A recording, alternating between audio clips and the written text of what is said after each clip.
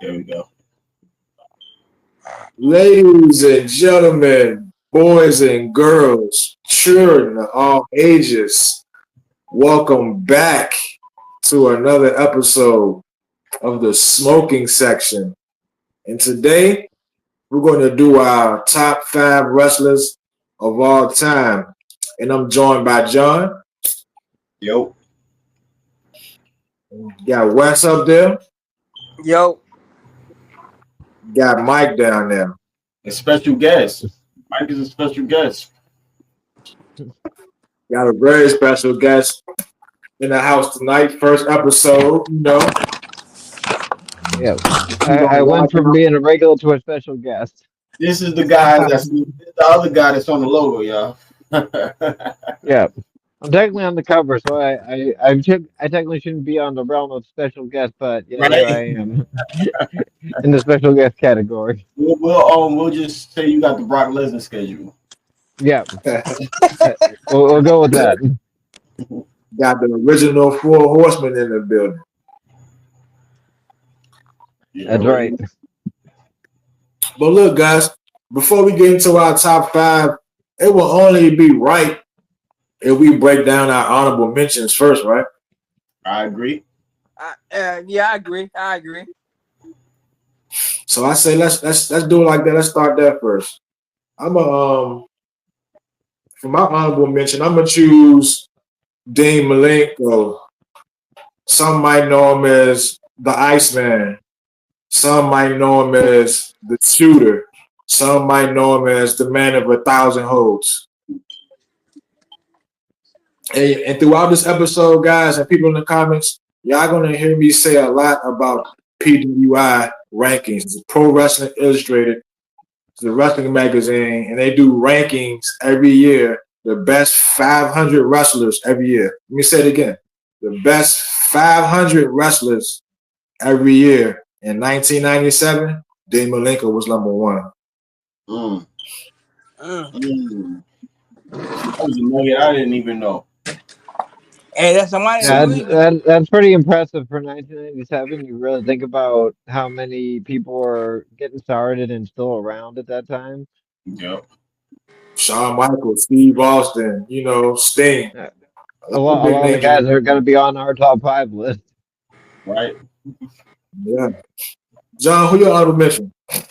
My honorable mention would have to be the American Dragon, Bryan Danielson. Some know him as the American Dragon. Some know him as Bryan Danielson. Some know him as Daniel Bryan.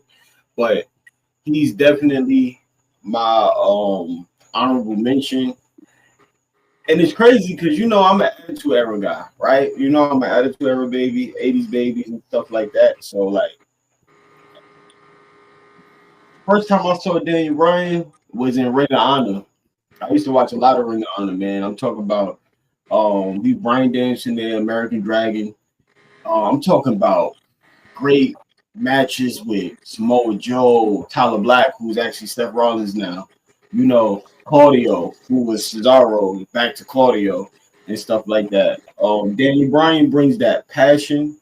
And what I love the most about Daniel Bryan is that he's your average guy, Like, dude he lived in a cottage, didn't come from no wrestling royalty or nothing like that. His passion for wrestling got him over, and that's what connected with the fans. And we all know about WrestleMania 30 and the Yes Movement. We all know about his retirement speech, which was kind of, as a wrestling fan, that shit kind of got me. But yeah, Daniel Bryan is my honorable mention for real. What about you, Wes? That's all right. Well, my honorable mention is the eighth one of the world, Andre the Giant, the very first Hall of Famer to WWE. Damn. Yes, That's facts, though. he had classic matchups with Big John Studd, Hulk Hogan. He had classic matchup with Demolition with his the classic connection with Haku. Yep. He was Yeah. also Andre was a great. part. He was also a part of the Heenan family, which consists of Bobby Heenan, Andre the Giant, Haku, Hercules, and also the Brain Busters, Tully Blanchard and Arn Anderson. Yep. And don't forget about Mr. Perfect and Rick Rude. Oh yes, yes, definitely them. Yes. I'd like to add something. Oh, go ahead and finish. Finish, Wes. Go ahead, go ahead, go ahead. I'd like to add to to Andre. He's probably, if not, he's definitely one of the most recognizable professional wrestlers in history. You know, if you don't watch wrestling, you watch wrestling, don't watch wrestling, started watching wrestling, or whatever the case may be, you will know the name Andre the Giant. Even if you never saw no matches, saw the matches, you will know the name Andre the Giant if you even dip one toe into the professional wrestling pool. So I think that says a lot as well. Yeah, yeah. And That's also fact. his one feud, a short-lived feud with Jesse Snake Roberts. God, that was gold, pure gold. The way Andre was scared of that snake, it's pure gold. Yeah, Yeah, yeah. you guys trying to get away from the game. Yeah. Fun fact for the week: Andre the Giant was the first person to eliminate himself from a Royal Rumble because he was scared of the snake. Yep.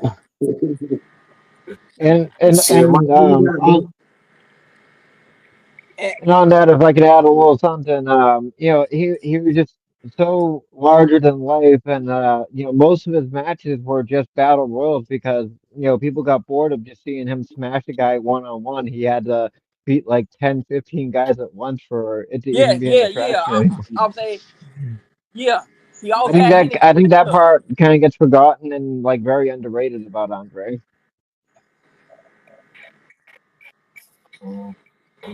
Yeah, that's facts. That's facts, bro. Mike, who you got? This is really a tough one because like I wish I could like name like 10 people that deserve to Right. be talked about, Oh, but I'm gonna go with a little bit of a wild card here. Bradshaw or JBL. ooh, okay. The Now wrestling god. you talk about Andre who's been in this that and the other thing. It's Bradshaw. You think back like he was Blackjack Bradshaw. He was in the Acolytes. He was part of the corporate ministry. Then turned into the APA, and then that isn't even going into his time as JBL, where he was probably one of the best heels of all time. Definitely, definitely. If I may add, that best heel of all time, JBL is actually one of my most favorite heels in professional wrestling, and that's saying something because Yeah, we got a lot of great heels, but JBL is personally one of my favorite heels, and my favorite segment with a heel JBL. And I know we living in different times, but this is our show. When JBL was at the border, yo. That is my yep. favorite JBL segment ever, man. Yep, I just wanted to add that.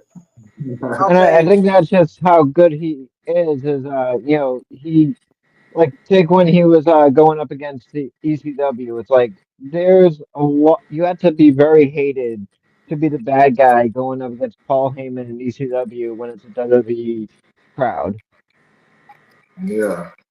You know what I'm And saying? It's don't like, forget about his run.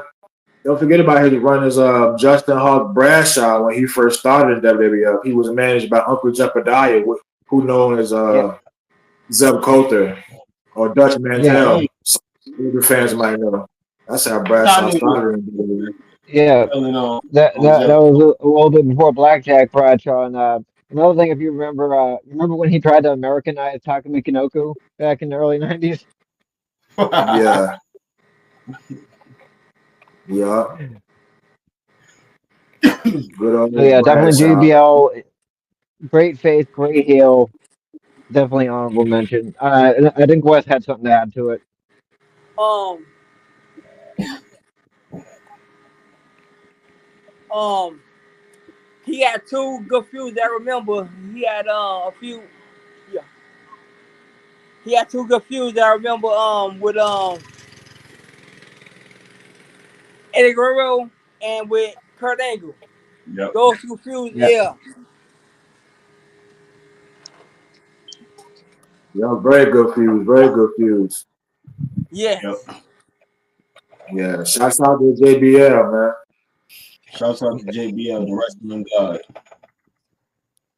And ladies and gentlemen, we gonna get into the meat and potatoes of the episode, which I've really been waiting for. Our top five. We're gonna do a deep dive on these ones, and I'm gonna do mine in order from 5 to 1. That's how I'm gonna do mine.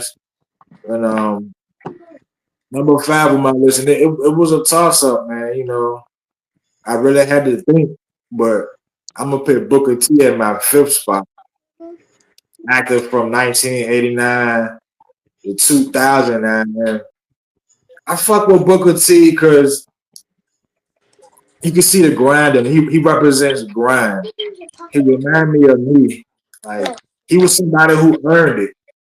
You know what I'm saying? He wasn't giving his pushes. He wasn't shoved down his throat. He earned it. If you watch his career and followed it, you know what I mean? In both It's like companies. both companies.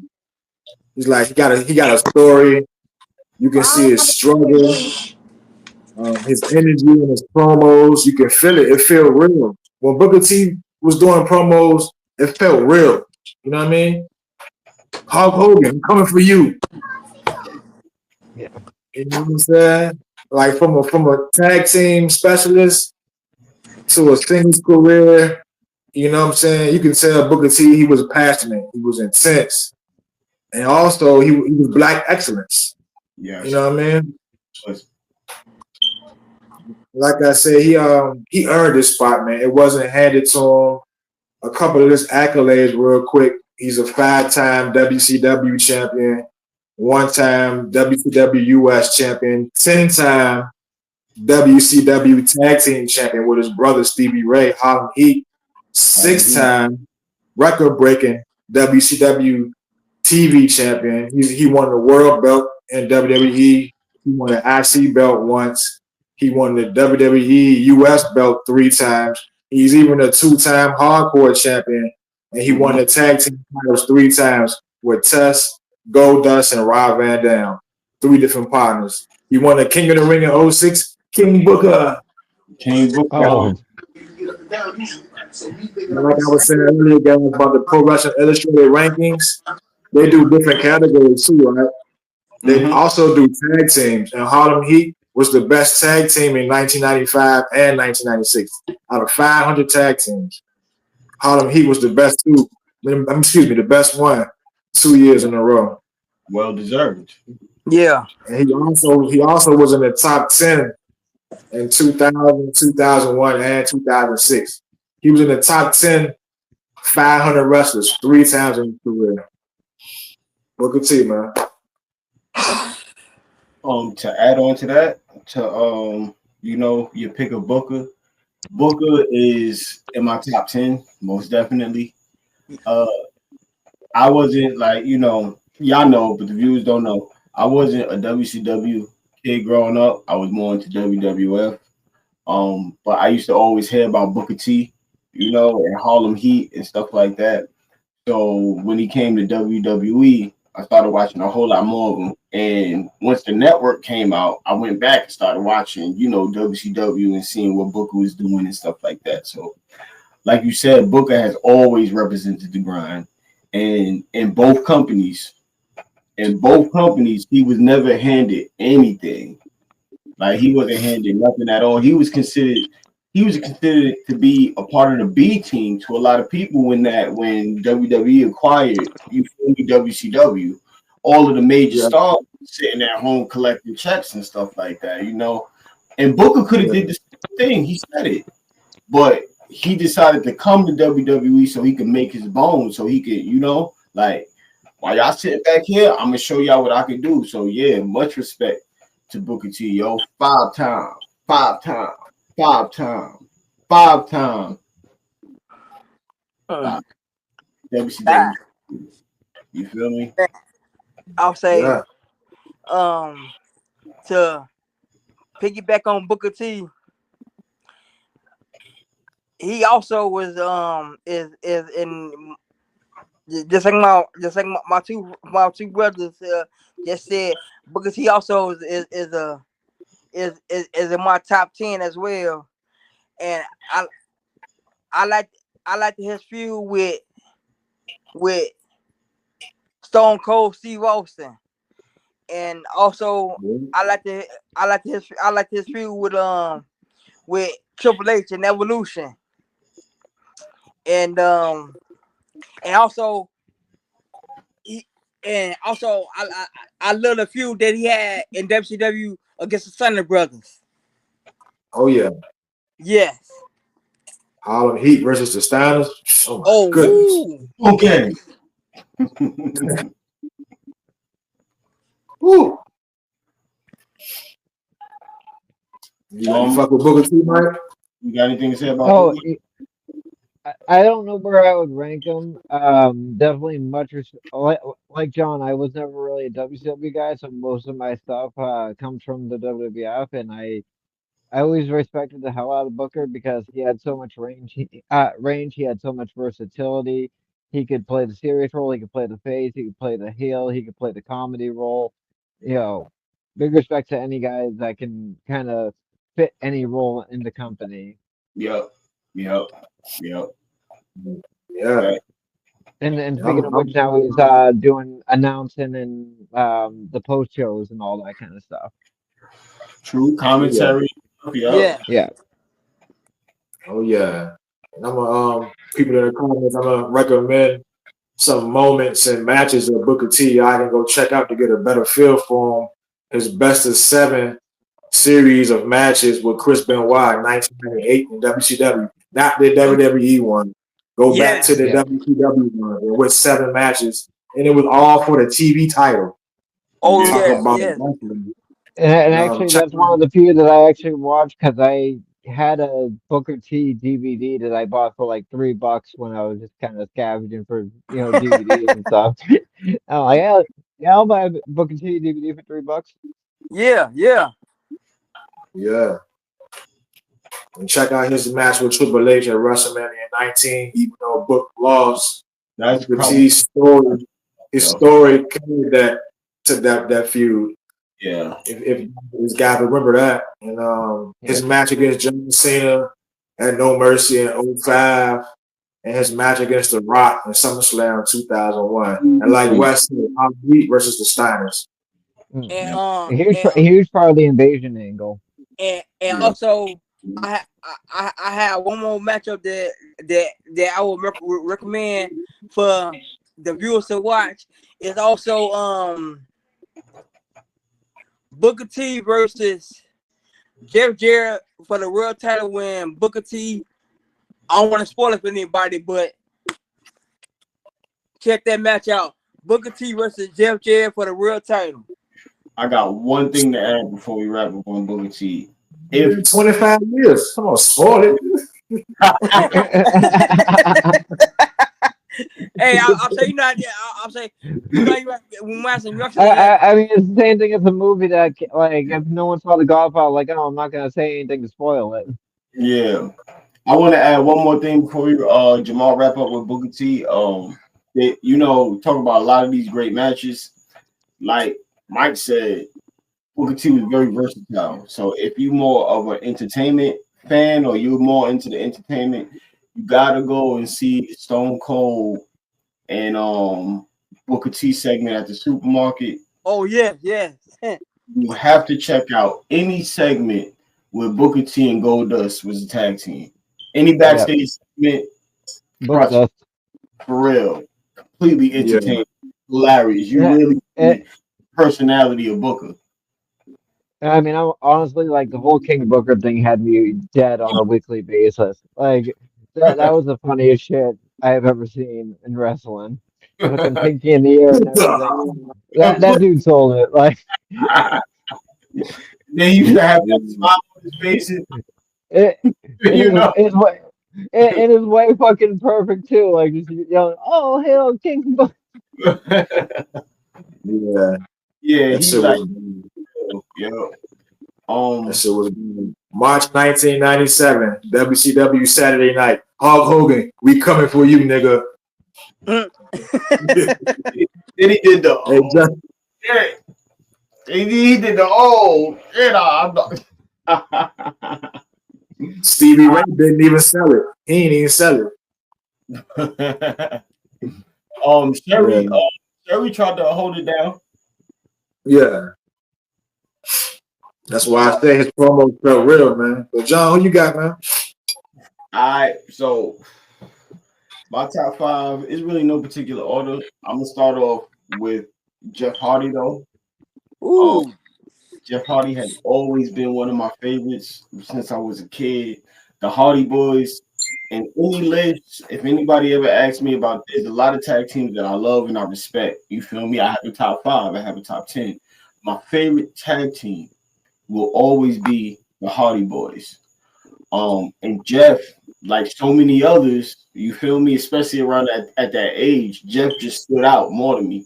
Now I see how important Matt was to the Hardy Boys as well. You feel me? Now that I'm older and you know, and I've seen his work and what he's done behind the scenes, but Jeff always stood out to me. Like Jeff was just that dude that had no fear. You feel me? And it wasn't technical. I wouldn't even say it was like high flying. It was more high risk. Like he was a high Yeah. flyer. You got guys like Eddie Guerrero and Rey Mysterio and Juventud and stuff that's doing this stuff with position. You feel me? You know, where Jeff Hardy was abandonment. You know? And Yeah. I always respected that. I always loved that about Jeff Hardy. And what really, and you know, I'm gonna get to the matches, but what really had won me over with Jeff Hardy was that match on Raw, that ladder match on Raw against the Undertaker. Oh yes, yes. Yeah. Yeah. From then on, I was like, yo, this is my favorite wrestler. And then I took a little break off of wrestling. I wasn't watching it for a little while. So when I started, I remember I'm flipping through the channels and stuff like that. And Jeff Hardy come out with the WWE Championship. And I'm like, hold up, Jeff Hardy, the WWE Champion? And watching again and stuff like that. Jeff has always been the underdog. And I always rock with underdogs.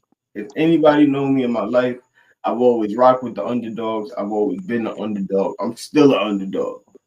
And in that moment in time, for my age and my love of professional wrestling, he, outside of Stone Cold, Jeff Hardy was like the main spokesperson for me, for the underdog.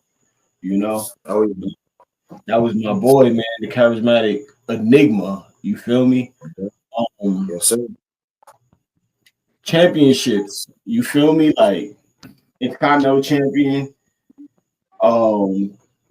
tag team champion, multiple time tag team champion, 2-time world champion, 1-time WWE champion. You know, like Yep. who would have thought Jeff Hardy would be a world champion, WWE champion? You feel me?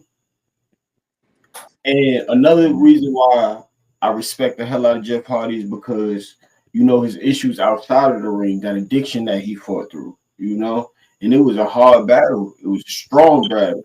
We us as the fans didn't even know he was battling it until you know everything came to light and stuff like that. Especially that what was it at TNA West? You know what I'm talking about. He had that match with Sting, which Yeah. you know, just Jeff, it was just a bad look. It was horrible. But Jeff fought through that. And Jeff It came was back. a sacrifice. Yeah.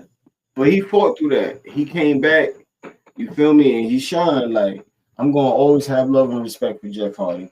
And when it comes to these matches, Well, that's pretty much what I got to say. If y'all want to add anything, and then I'll go to the matches. Wes, what you want to add? Well, about the charismatic enigma Jeff Hardy, he ooh, I like him. I'll put Jeff Hardy like in my top 15. Um, he's a great in-ring super solid me, and I like his in-ring work. I like his feud with CM Punk on the world title. Yeah. Yes, and I don't take from my man's from his pick, but also another match that sticks out to me about Jeff Hardy is WrestleMania, the TLC matchup. Yeah, man. Yeah, man. Yeah. WrestleMania 17, which Yes, is yes, I yes. don't say, but I know a lot of people regarded that as one of the greatest WrestleManias of all time. Yeah. To me, that matchup stole the show. Mm-hmm. That was the PWI match of the year in 2001. Yeah. I bet. The fuck is that? Mike, you fuck with Jeff Hardy? I mean, he's definitely not one of my favorites. I always, like obviously, like the big thing in the '90s was that tag team division with the Hardy Boys, Edge and Christian, the Dudley Boys, and I was like one of the few people that was always rocking with the Dudley Boys. Um, you know, get into that in another time, but that's like how I always remember Jeff Hardy. I don't think I was ever like really a fan, but much respect, and I think I want to say like I agree with what John says. It wasn't like it was less high flying and more death defying. It was Yeah. more he was putting his body on the line, kind of like a Mick Foley would, but Yeah. more in terms into the high flying style. Yep. Yeah. I fuck with Jeff Hardy, man. He right outside my top 10, maybe in my top 25. I fuck with Jeff. Like Jeff, he loved wrestling, man. He goes so far back with wrestling. He was wrestling underage back in 1995 as Yep. enhancement team, fighting guys like Yokozuna, fighting guys like Razor Ramon. But he was a fucking nobody. He was a 17-year-old kid. You know what I mean? Lying about his age too. Not on his resume. Jeff and Matt, both of them together was great, man. 2000, the Hardy Boys were the best tag team in the world, according to PWI. It was the number one tag team in 2000. And what John said that earlier, his match with Undertaker, that was 2002. Jeff had an incredible year that year. He was the 9th best wrestler in 2002 out of 500 wrestlers. In 2008, when Jeff won the world title, he was the 16th best wrestler out of 500. 2009, he was the 7th best wrestler in 2009. So Jeff, I mean, late 90s, early 2000s, man, Jeff was that kid, man. Yeah, because Jeff, we saw ourselves in Jeff in some shape, form, or fashion. It's like we saw ourselves in Jeff Hardy. Jeff, a lot of people probably wouldn't say this, and I'm actually thinking this right now. It's debatable, but Austin was so relatable. Jeff was that much relatable as well. I believe that's why he was so popular. Reckless. Yeah. And then, like you said, look at that era. Look at that time frame, right? 99, 2000, 2001, like rebel spirit for real. Rebel spirit for real. And Jeff embodied that rebel spirit. Championship rings, 2-time WWE champion, 2-time World Heavyweight champion, 5-time WWE Intercontinental champion, 3-time Hardcore champion, 1-time European champion, 1-time Light Heavyweight champion, World Tag Team champion 6 times, mostly with Matt, TNA Impact World champion 3 times, TNA World Tag Team champion 2 times. Like, Jeff has, Jeff done did his thing. Matches. that I would definitely Hardy Boys, Dudley Boys, Edge and Christian, Triangle Ladder match, WrestleMania 2000. Same guys, WrestleMania 17, 2001 TLC match. That's the one that lives in the annals of wrestling history, especially WWE, where Edge speared Jeff dangling in midair on the belts. You feel me? And like watching it live, Yeah. Oh, I'm seeing them. Now we don't seen this spot before, right? We don't seen, wrestlers hanging on to what's the name? Yeah. Before, but watching it live, I see Edge creeping up the ladder, and I see Edge turn around. I'm like, nah, he not. You feel me? Right. Yeah. Yes, he is. Yes, he is. And then the way Edge came up, Jeff withdrew. That took Jeff out the match. Then it was a wrap for him. Yeah. I want to say I think it was. No. I think because he had another spot in the match where he swanton bomb Bubba Ray through the table. I'm saying through the ladder. All right. So that's Yeah, that was that match where it was, oh my god, every 2 minutes. Yeah. Like me and Jamal brought up Jeff Hardy versus The Undertaker ladder match on Raw, July 2002. Now this one is so important. I would say go watch it because I would say this is at the point where you could see anybody could probably look at this segment and see how the fans are behind them. You got Jim Ross, JR, greatest commentator in my opinion, greatest commentator of all time. With his signature, you feel me? Do it, kid. Make yourself famous. Hey, you feel me? Yeah. You know, man, man. Jim Ross made that. You feel me? You get what I'm saying? Like you could just see in the way the crowd is so hyped. Me and my brother, we wilding, watching this live. We wilding. Yeah. But he didn't win. But now, as an adult, when you look back at that, I can see this is the moment where Vince was probably like, "We got something here. We got something here with Jeff. We could have something going with Jeff right here." Because I feel like that match in that moment, it showed that Jeff could be a lot more than just a tag team specialist. Yes. Jeff Hardy versus Triple H at Edge, Armageddon 2008. That's when he won his first championship. So that's a very important match as well. And that's pretty much what I got. Y'all got any matches y'all want to add? Any one of y'all favorites? Jeff, y'all have any? I got a matchup for you. Sunday Night Heat. Triple H versus Jeff Hardy for the IC title when Jeff Hardy won the IC title from Triple H.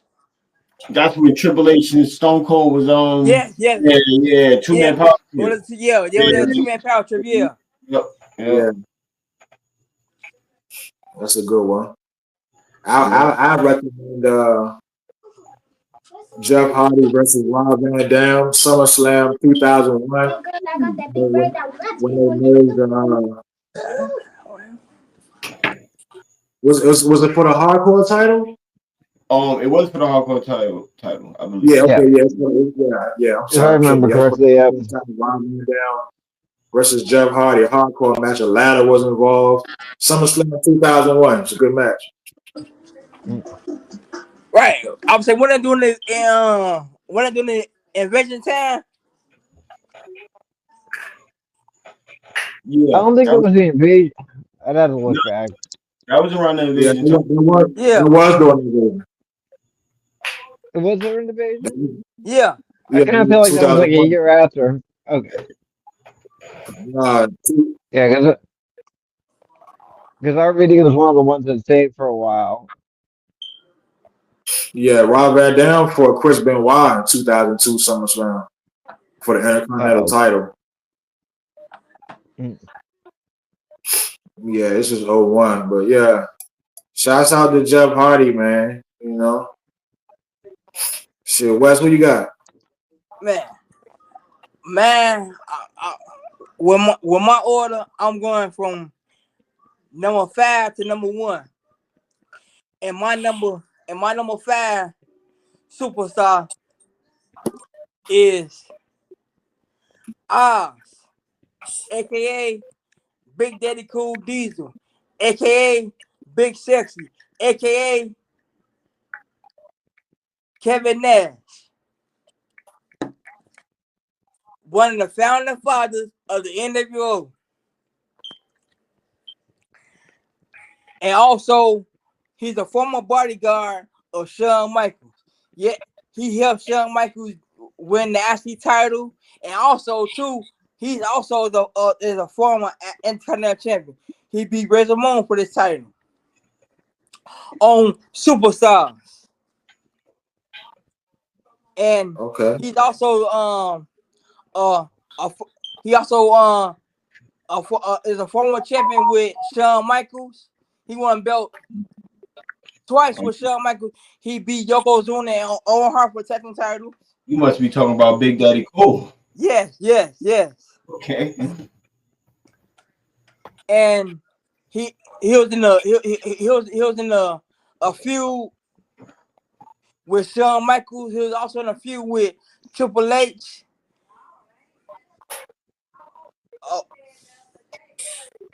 A feud with Goldberg. Squashed. What's his name? Squash Pole. And he was in a feud with the Big Show. Yeah. Backlund. Squash Bob Backlund. Yes. For the world In title. 13 seconds.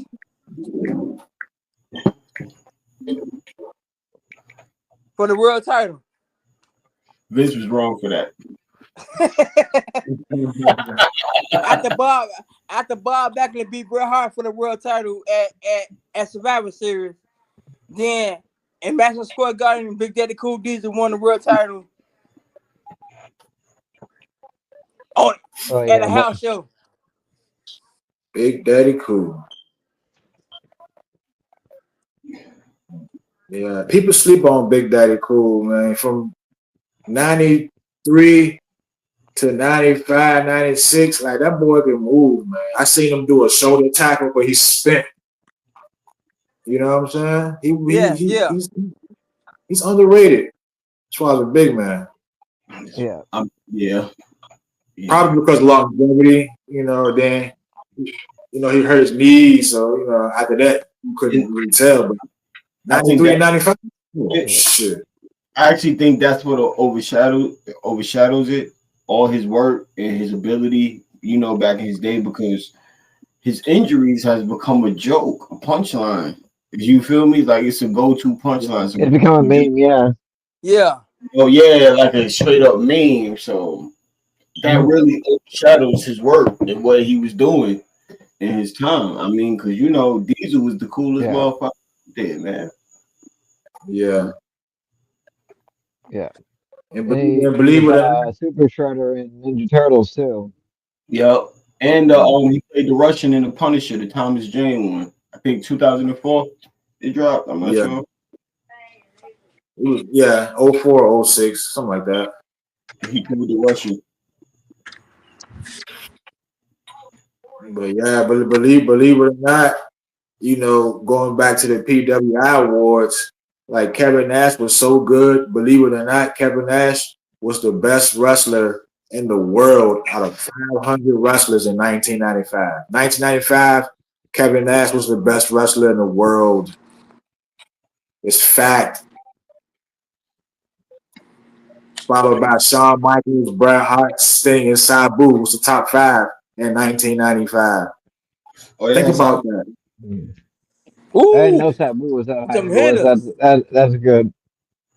And when I good hitters. And remember, people in the comments, when I reference these PWI awards, it's 500 motherfuckers listed. Yeah. He made keep that in mind too, people in the comments. Kevin Nash is number 1. There's 499 motherfuckers that was lower than Kevin Nash in '95. More than that, 'cause it's only top 500. Facts. Um, yeah, I Well, think if I was to add a match, it would definitely be him, or more so a feud, I guess. Him versus Triple H when he returned back in what was it, like 2004. Yeah, yeah. Yeah, This one Yeah, Triple H was the real kick. Yeah. then he had a feud with Punk too, right? um, yeah. I don't think like I no, I think that don't was think that was. yeah I think that one kind of fell short a little bit in my Yeah, opinion. it did. He got injured. Mm-hmm. Yeah. All I remember from that storyline was like the whole cell phone thing. that And shit, it was like, that shit was weak, yo. CM I'm Punk saying, shit. right. I'm saying, all I remember from that was that was that CM Punk had had had paintbrush Kevin Nash's face.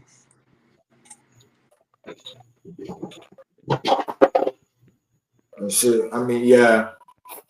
I recommend a couple matches before I hand it off to Mike about Kevin Nash. You guys really want to see how good of a worker Kevin Nash was? Go watch his match against Shawn Michaels at WrestleMania 9. No, excuse me, Oh yeah, WrestleMania 10. No, fuck, I'm tripping. WrestleMania 11. That was 95. And go watch yeah. his I would match say that against Bret Hart. yeah, Bret Hart Survivor that Series paintbrush kid 95. with Patterson when he came out the shit, and also what I remember seeing is the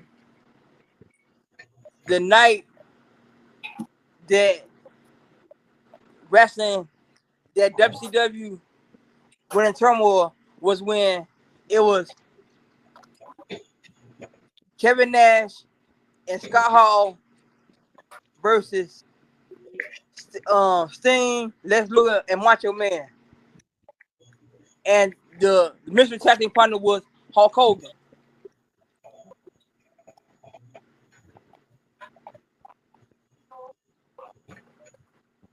All right, Mike. And also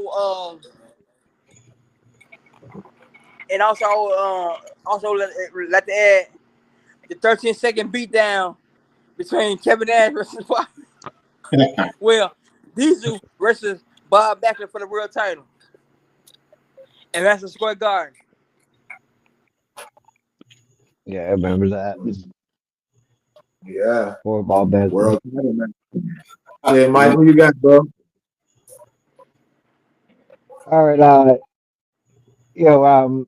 I'm kind of going in no particular order. I think I kind of have this guy either three or four. It's kind of hard to determine like that fine of a grain, but a guy that really innovated the way wrestling is today, Rob Van Dam.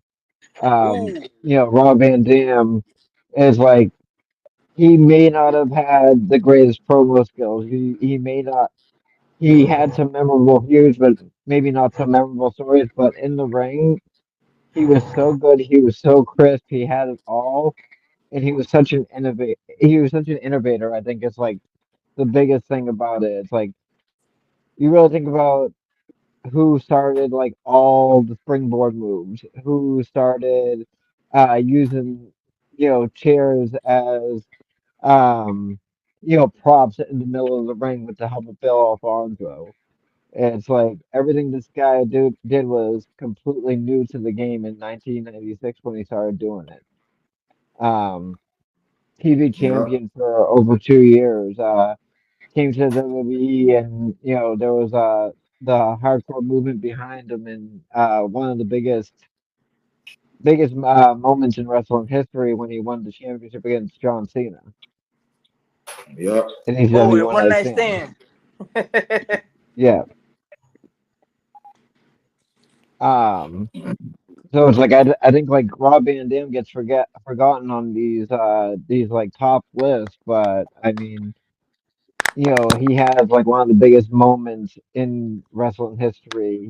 He has one of the most lengthy title reigns. Um, you'll hear between Yeah, Yeah, and just there's a reason they called it five star frog splash, and it's just like everything that guy did was 5 star. Yeah, I do yes, And I think stuff like that. obviously him versus Jerry Lynn, uh, him versus Sabu. But if I could pinpoint one match to go back to, I mean, the obvious is the John Cena match. You got to check that out as a wrestling fan if you don't know what that is. Him yeah, versus Jerry Lynn at Living Dangerously 97. Probably one of the greatest matches of all time. yeah, yeah. I would definitely recommend that matchup myself too for the fans of the. I would say them two. They rivalry over the TV title was was legendary at ECW. Yeah, yeah. absolutely. Yeah, Rob Van Dam, Robin, yeah. that always stuck out. Go ahead, Jamal. I was going to say Rob Van Dam, man. He definitely was a beast, man. He was so good, man. He was the best wrestler in the world in 2002. PWI 500 put him the best wrestler in 2002. Like, bro was so good, man. Like, he was always inside the top 30. His whole career, he was always inside the top 30 in the PWI. That's how good he Yeah, was. And it's ironic. One of my favorite yeah, RVD matches is RVD versus Eddie Guerrero on Raw Oh, 2002 for the Intercontinental title. It was a ladder match. And that was the best match in 2002 as well, PWI. And the fan had came in, yeah. pushed the ladder and shit. But besides that, it was a good match. Yeah, like I kind of agree with that 2002 ranking, but it's kind of surprising because I kind of feel like he was in his prime in 1997. Even though he was only the television champion, like the television champion was the belt that was getting defended every week. The world title always had this big, intricate story behind it where you weren't going to see a match for like a good month or two. Yeah, but who was he So he really was the seven he, though? You know, who was he? who was the champion of it. It was usually the either Taz, franchise. Raven, Sandman, I'm like talking. kind of flow between all of them at that I'm time. talking about like the actual PWI list. You feel me? Oh, Oh, yeah, yeah, You yeah. oh, know, I 97. got Yeah, you. yeah. Jamar, check 97. Where was Rob Van Dam in 97? 1997, 97, 98. he was ranked 26 97, in 98. 1997. What Yeah, about 97, 98? he was ranked 26. hmm. Okay. What about 98? Give me 1 second.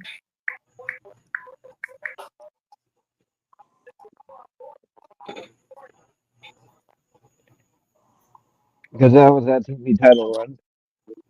Like I said, like he really, made that title the main title of that show during that time. He was also ranked 26 in 1998. Oof, robbery. Yeah, I mean, And I get there's a lot of competition in '97, but like, come on, no, bro, man was up, but man was definitely at least top two, three in ECW. because in '98, what you got? Austin, Rock, right? Yeah. Yeah, Big Show, Undertaker. Goldberg, right? yeah. but he was always in the top 30 his whole career. That ain't no slouch. Yeah, Oh yeah, you're right. No, you're right. I got I just to think he could have been ranked a little bit higher in '97, '98 because I mean he was definitely a top 3 guy in ECW. Oh, I understand like I you're gonna apologize. put a lot of WWF guys and a lot of WCW guys ahead of him, but I apologize, Mike. He was number 14 in '98. oh, Okay. okay, that sounds a little better.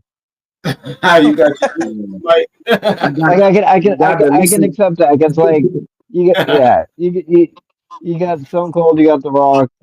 Go Yeah. as much as I Got to hate saying listen right Goldberg. here real quick. Y'all want to But hear the list anyways, real quick? Yeah. Yeah. Yeah. 1998. I'm gonna start from one on down. Steve Austin, Bill Goldberg, Masahiro Musawa, Diamond Yeah. Dallas Page, Undertaker, Kendo Kabushi, Booker T, Ken Shamrock, Juicen Liger, Chris Jericho, The Rock, Sting, Tusami Fujinami, Rob Van Dam, Owen Hart, Randy Savage, Tashaka Kawada, El Hero Del Santo, Chris Benoit, Ultimo Dragon, Kane, Taka Michinoku, Kensuke Sasaki, Triple H, and Juventud Guerrero, top 25. Wow. Okay, now with that list, Before Triple H. right? Yeah, I damn. was just about to say the Well, same. I'm like, that was man, 98, so it's like he was 98. He was the leader of DX, so it's like he was getting his name out there, but he wasn't really putting it into the ring. Taka wasn't putting his name out there in no 98 either, I don't think. But the way the PWI do it, the awards come out in the Taka winter Michinoku? time.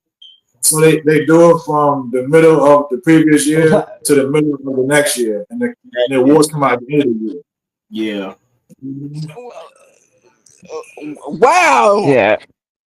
Some of them I'm not familiar with a lot of Japanese, but yeah. Okay.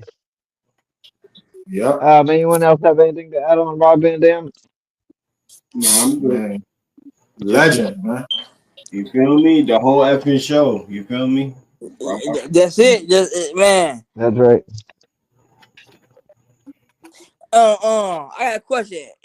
No, he not somebody that I recommend should be in the Hall of Fame. Yeah. All right, back to you, Mark. Yeah, absolutely. Oh, I thought it was a test. So yeah, Robbie D is in the Hall of Fame. Yeah. He is. Oh, okay. Yeah, he in I was saying, well then, excellent that comment I made. Then I'm sorry, folks. Yeah. Robbie D definitely in there. We lose track of things. Yeah. We're still in 2004 in our mind. We're like that time traveler. Talk about 2004. 2004 is a big year for my number 4 candidate. Before I get into it, I want to say first for the people in the comments, it is a controversial pick because, what he did, outside the ring, it was very heinous. We will get into that. But I'm talking about what he did inside the ring. That's what I'm strictly talking about. I can't talk about the outside. We're only talking about the square circle here. So we're talking about just straight wrestling. So I just want to put that disclaimer out there before I deep dive into it. And my number 4 is Chris Benoit, actor from 1985 to 2007. I fuck with Chris Benoit, man. Like, I've been watching Brody since I was 7, 8 years old, man. And watching him like this, I was just so wowed and amazed. Like, I'm a type of wrestling fan. I like a traditional wrestler, a wrestler's wrestler, a grappler. You know what I'm saying? My honorable mention is Dean Malenko. I like Booker. Now Benoit. And y'all gonna hear my other ones later. But, when I watched Benoit wrestle, he was everything to me, bro. Because I like wrestling. I love wrestling. He was pure. His wrestling moves was pure. And he was violent at the same time.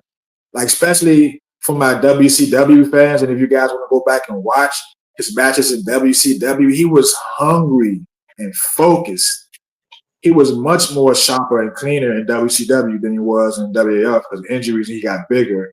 But he was so much more focused like RVD, he's not really known for his promos, not too big on talking. But inside that ring, when Benoit fought, you knew it was no nonsense. It was straight real. It was straight serious when Benoit wrestled. And I love that in a wrestler, man. Oh, You know what I yes. mean? Every match that Benoit been in, because since I'm a fan, I might be biased, but every match I watch him wrestle, it was a war. It was a battle, a fight. He was trying to win every fucking match he went into. And I admire shit like that. And he admired his work too, because I'm a fan. He was committed to it. You know what I'm saying? I liked his energy. When Benoit wrestled, it was no wasted motion. Yeah. Chop, chop, chop, kick, snap, suplex, German. No wasted motion. Benoit's going to scratch you. And you can tell he was passionate if you watch his matches. You can tell he loved wrestling. And he's an in-ring storyteller. He ain't no promo. He's not The Rock. He's not Road Dogg. He's not Enzo. But he's an in-ring storyteller. And his matches do the talking. That's why I like Benoit. You feel me? Yep. I'm gonna run through his accolades real quick before I turn it over. He was a world champion in WWF WrestleMania 20 moment. He's a 3-time tag champion, 3-time US champion, 4-time Intercontinental champion. He won the Rumble at the #1 spot in 2004. He was a WCW champion, 2-time US WCW champion, 3-time tag team champion, 1-time TV champion. He beat Booker T for that TV title. He was a part of the Four Horsemen. He was always ranked in the top 25 throughout his career as far as PWI. And he was in the top 10 in 98, 2001, and 04. You know what I'm saying? So he was always in the top 25. So that shows you Benoit was a wrestler's wrestler. How y'all feel? Benoit, I mean, Suplex City, like you said, he was going to match with Benoit. You know, I always like his entrance. I like how he was no nonsense, and he was tough. Kurt Angle, Benoit matches, even matches to this day. For real, that's two pure wrestlers on some who the best type shit. You feel me? Yeah, Iron Man matchup. Yeah. Like on some real shit. Chris Benoit was that dude in the ring. Talk about a ring general. You feel me? A mat tactician, skillful. Like you said, Jamal. Like if you that type of fan that you into a match, you definitely got to check out Benoit matches. You know? Yep. Yes. Like my two brothers just said, Chris Benoit. I'll say when I first started watching Chris Benoit in ECW, he was known as the nickname stuck with him forever, the Crippler, because of the matchup because of the match he had with Sabu. He broke Sabu's neck. Yep. Start calling him the Crippler after that. That's where the name Crippler came from for the people that don't know. And I'll say, like they said, I like his intensity when it comes to the ring. And when you step in the ring with Chris Benoit, when you step in the ring with Chris Benoit, you was in the ring for a battle. As they will say, hey, you might as well come with your hard hat and go lunch pail because you be at work all day long in this matchup. You can go to a matchup. That man German suplexes was clean. Yeah. Clean, man. Yeah. I listen to Kurt Angle, so, and I love the fact that Kurt Angle always talk about Chris Benoit and put him over. And Kurt Angle always say, man, my career wouldn't be what it was if it wasn't for Chris Benoit. And I love Kurt Angle saying shit like that. Yep. Because we forget about him. And Mike, you fuck with Chris?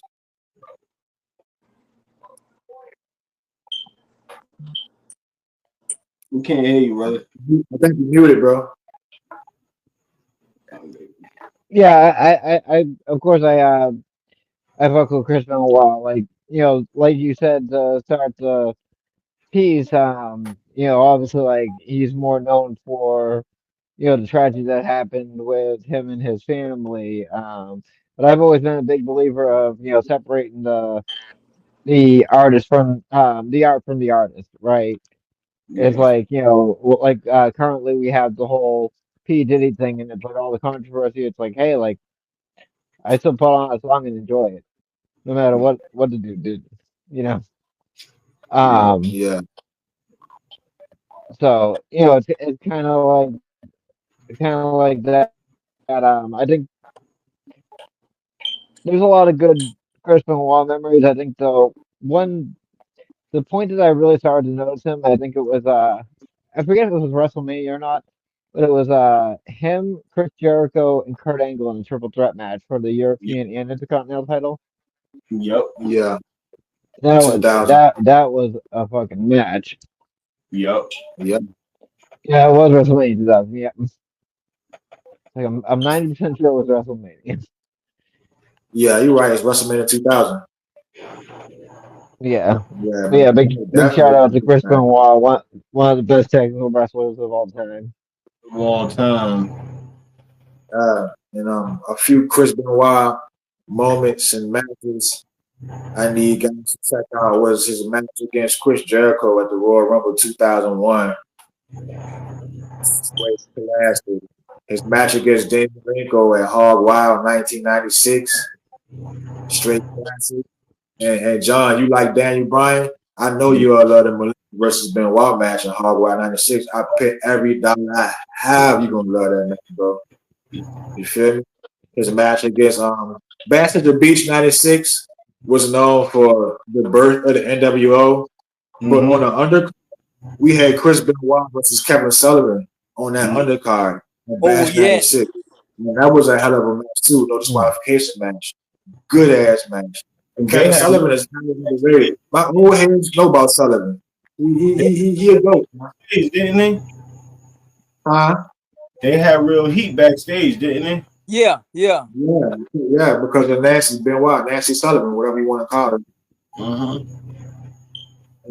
Like you guys said, his match against Kurt Angle at Royal Rumble 2003. I listened to the Kurt Angle show, and Kurt Angle himself said that's his best match of his career against Chris Benoit at Rumble. Harlem Heat versus Benoit Malenko was some good matches. And my Japanese wrestling fans and people in the comments, you might be familiar with something in New Japan called the J Cup. Yeah. And this big ass tournament they have every year. And you win that motherfucker, you big news. Ask Finn Balor, because he won it too. Yeah. But 1994, Chris Benoit won the J Cup. And that was the first one because it was hosted by Jushin Thunder Liger.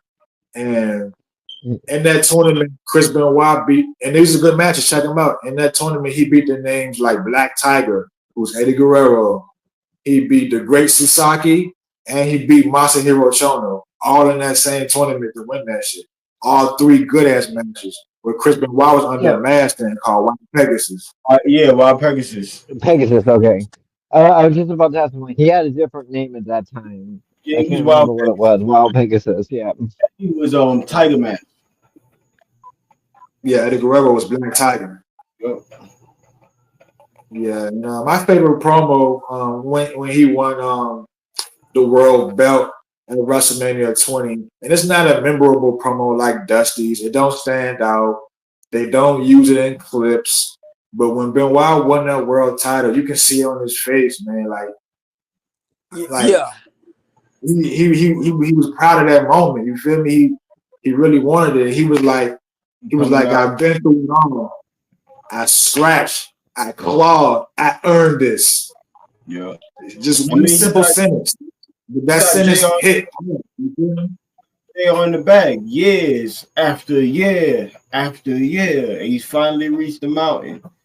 You feel 19 me? years. 19 years. Then Eddie came out. Tried real, Unscripted. you feel me? Yeah, that's actually my favorite WrestleMania moment ever. Actually, Yeah. yep. Yeah, well deserved, man. Yeah, shit. Who you got, Brody? Um, I guess it's only fitting to go with Eddie Guerrero. Y'all for real, man. Y'all already know how I feel about Eddie, man. Like Eddie was just that dude, man. Like I it's not like I don't know the dude, right? Never met him, never spoke to him, anything. I bet my last dollar, like he one of them dudes that you look at and you just start laughing. You know, he had Yeah. personality, and Eddie was so versatile. You feel me? Eddie could Yep. entertain you. Eddie could give you that technical match that you love, right? Eddie could be a vicious heel. Eddie could be the underdog, loved babyface. You feel me? Like Eddie checked every single box, like real talk. And he another one of those that grinded. He came from a wrestling family, you know. Guerreros came from a wrestling family, and he was doing this for a real long time, man. He was one of the dudes in WCW, that cruiserweight division.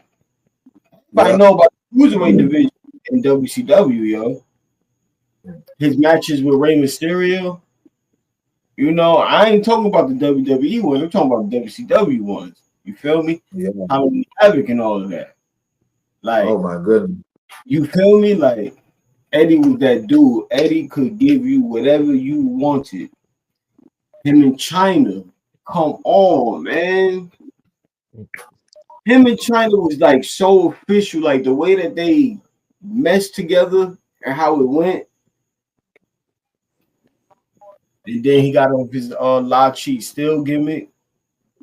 Eddie was that dude, man. Then he beat Brock, No Mercy, 2004. I mean, No Way Out, 2004. Won his first WWE championship and became the first Mexican, right? Mexican born WWE champion. Two-time United States champion, two-time Intercontinental champion, four-time tag team champion, two-time European champion, one-time cruiserweight champion, WCW cruiserweight, and United States champion. Like one of his best moments, obviously, was beating Brock. But well, I always liked Eddie Guerrero. But what won me over was that the addiction promo. You feel me? Before he went in to Brock, like that promo, I still go back and watch that promo sometimes because yeah, I'll say me too. Eddie put Yep. all the cards on the table, man. Like, and I always say, like, wrestling is official. Pro wrestling is official. You got your matches, right? You got these characters, larger than life characters, these dark and mysterious characters, so many different variations, right? And personalities. But when you can blend reality with that kayfabe, when you can pull that back a little bit, which have been done a lot, but that action promo, I would say is the best. Like if we teach in a class, right, and we trying to tell people how to blend reality with wrestling during the promo, that's the promo that I'm gonna play over and over and drill into their heads. Because Eddie had everybody hyped like he always do, right? Everybody cheering for Eddie, blah blah blah blah blah. But you can literally hear the crowd get quiet, like literally quiet, as he really spitting that facts, that real talk to Brock. And Brock could barely motherfucking stay in character. You feel me? Like, so Eddie gonna always be my one of my top picks, man. That celebration, you know, at WrestleMania 20 with Chris Benoit. That's one of that's my favorite moment in WrestleMania history ever. To see them two, how far they came, and both of them champions. You know, like what's up, man? Won the 2004 Royal Rumble qualifying match. His line cheating still era. I like, yeah, for real. I like them with Chavo. right? Oh yeah, yeah, yeah. Yeah. And we got the he started the I'm Your Poppy. You feel me? With the Dom and Dom now, right? Look how Dom.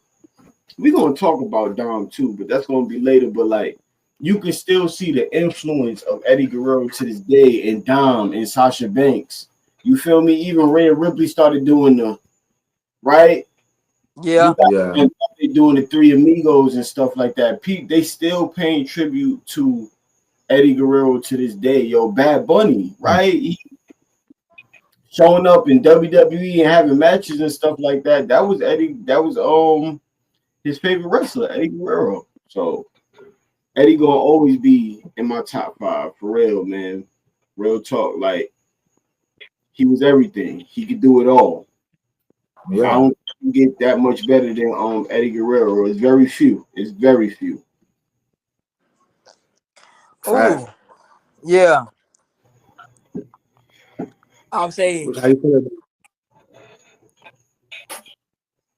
my brother Joe. He basically covered half. He basically covered all his bases about Eddie.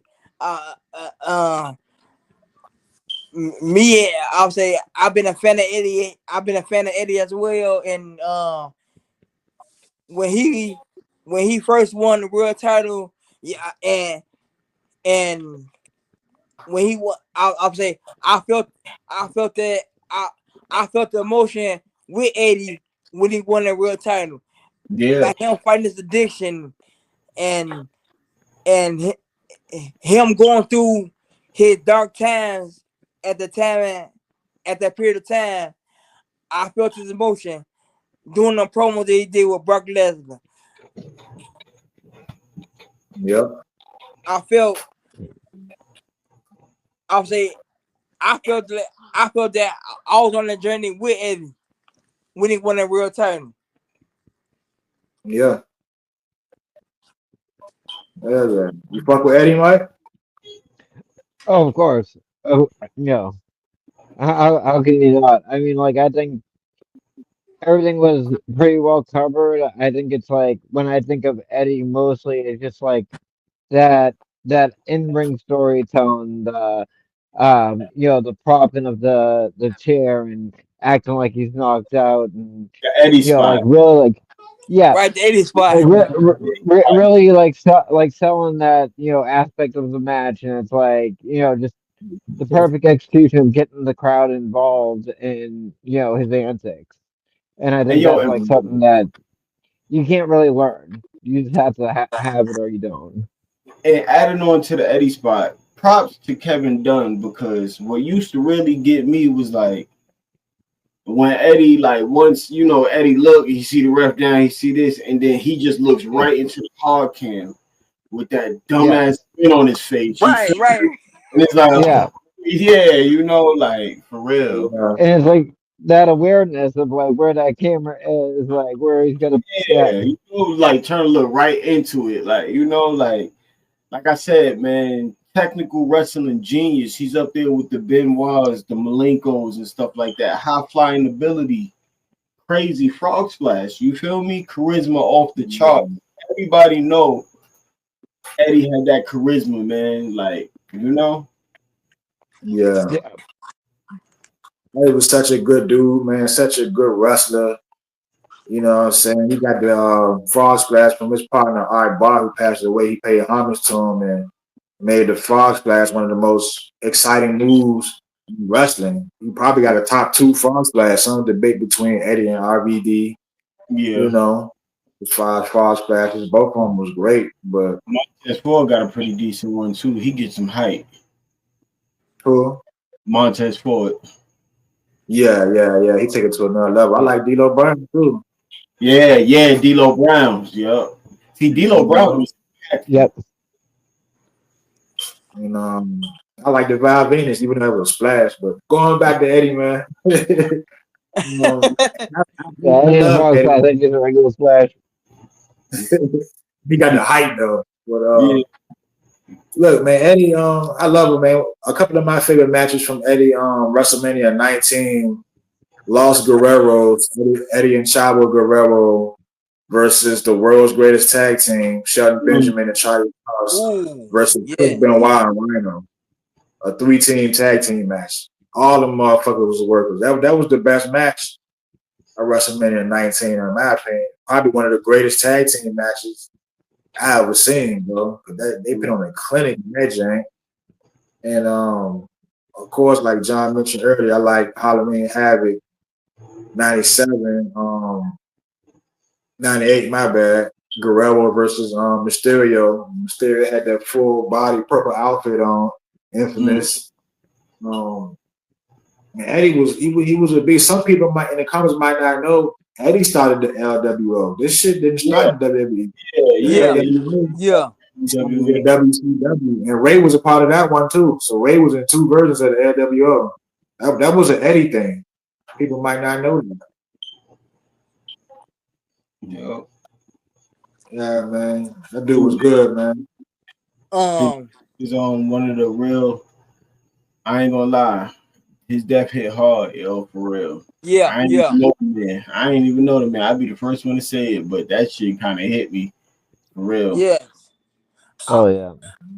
I would say those 2 deaths that y'all Chris Benoit and Eddie Guerrero, they deaths hit me hard. Oh, I forgot to mention too. My bad. 2004, Chris Benoit was the best wrestler in the world according to PWI, and guess who was number 2? Eddie. Number 1 and 2 in 2004. 2 wrestlers in the world, man. That's all I got with Eddie, man. Rest in peace, Latino Heat. Yeah. Rest in peace. Yeah. What you got, Wes? Well, my next superstar, I should say pick, my next superstar is Freakzilla, aka Big Papa Pump, better known as Scott Steiner. At first, he was when he first started, he was a tag team wrestler with his brother Rick Steiner. Yeah. And they had some, as a tag team, they had some matchups with the Andersons, Ole and R. Anderson. They had matchup with the Nasty Boys. They had matchup with Harlem Heat, the Outsiders. They had matchups against the Legion of Doom, the Natural Disasters, Demolition, and then he left his brother, and he went on his own and became a singles wrestler. He's a TV champion. He's a world champion. Yep. He beat Booker T for the world title. Yep. He's he's a mathematician. Yeah, and also I signed up, man. Holla if you hear me. Yeah, we were Lenny Powerful. He was a real genius.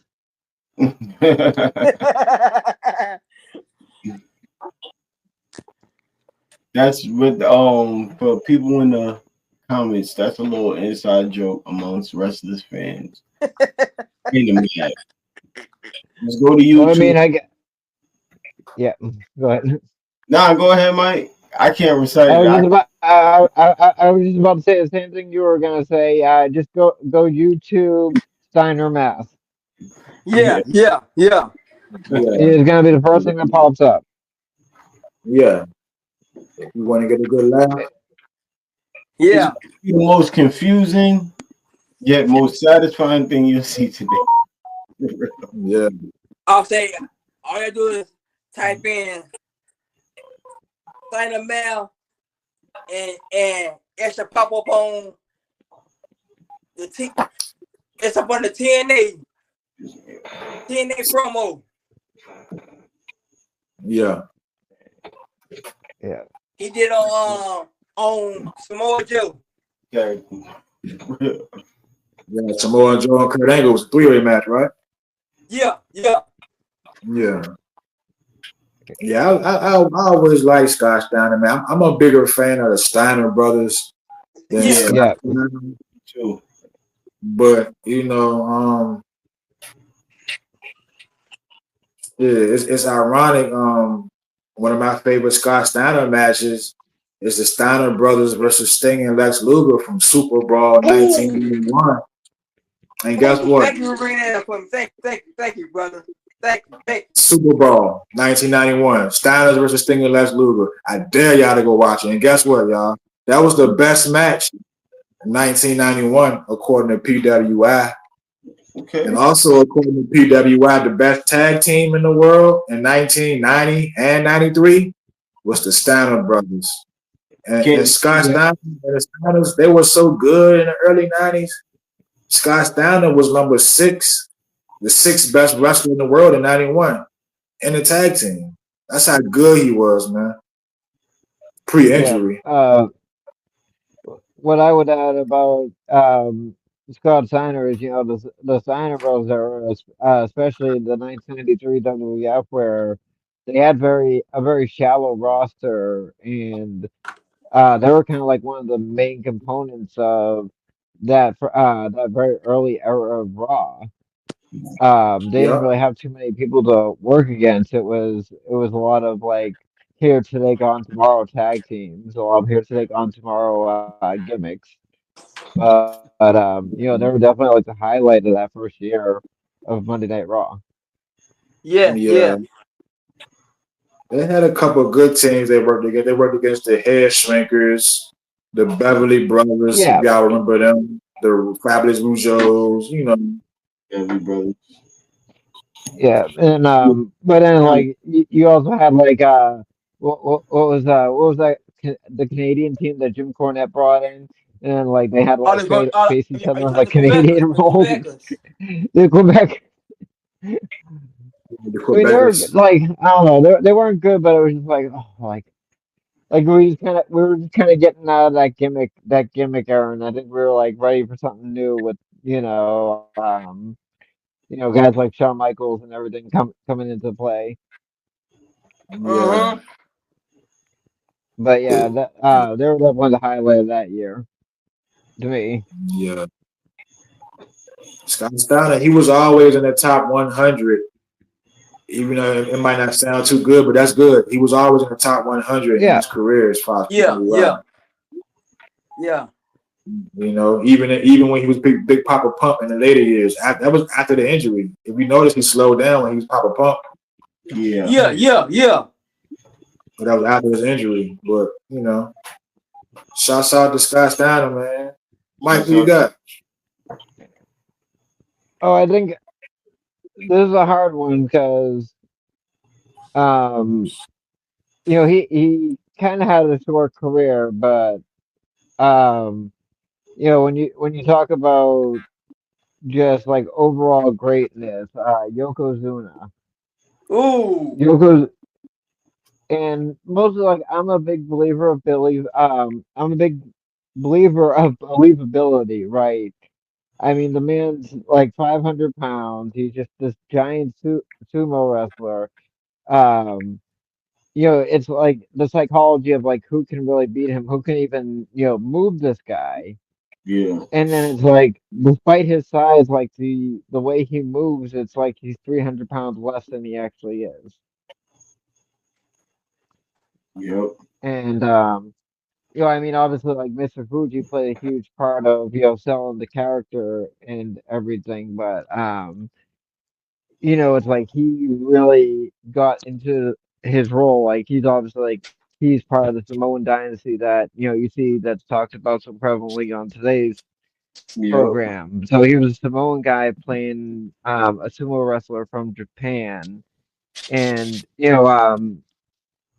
like the biggest memory I think I have of Yokozuna and uh goes with my son with his character is when he did the USS Constitution challenge Yeah. Oh yeah. where everyone tried to slam him.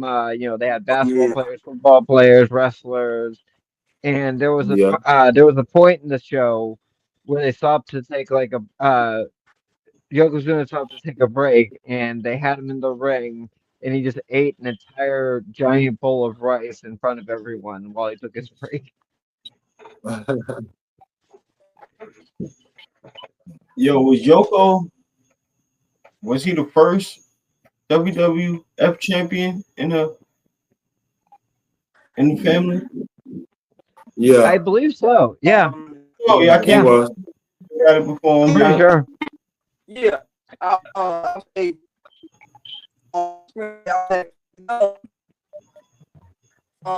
Yeah, because most of his ancestors were, yeah, he most was of his the family before that were like tag teams and yeah, I think the first enhancement talent, so to speak. heavyweight champion. Yeah, he the first one. The, He ori- the the, first ori- one. the original You know, tribal chief, as I call him. Yeah. Yeah. And Yoko was so Yeah, good. He was so underrated in the ring. Like, even if people who not familiar with him, go Google a picture of him, man. See, look how big that man was. And he was so good yeah. for a man of that Yeah. size, man. Like, Mm-hmm. it's crazy. Like, And I think you kind of said it, like just look at a picture of him, and it's like you will just like be amazed just by looking at him. Like, holy shit, that's a big bastard. I Yeah. think breaking up. yeah. And a couple of my favorite Me, matches from Yoko, man.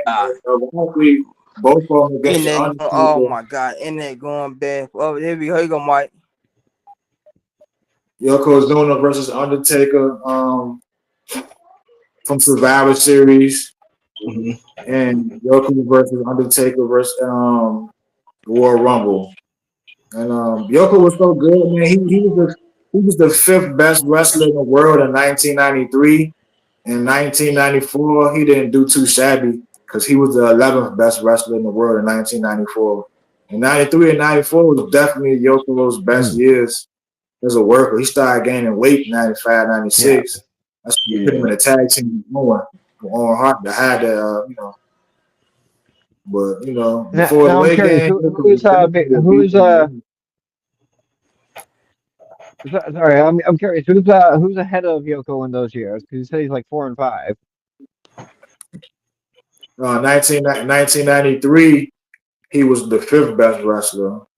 Yeah, I can see you in Okay. 1 second. So I'm the thinking top like wrestler, maybe Bret Hart's in there, maybe Hulk Hogan's yeah, in there. Bret Hart #2, Razor Ramon, Bret Hart, Rick Steiner, Undertaker, top four. Wow, Okay. Rick up 1990, there. Okay. 1993.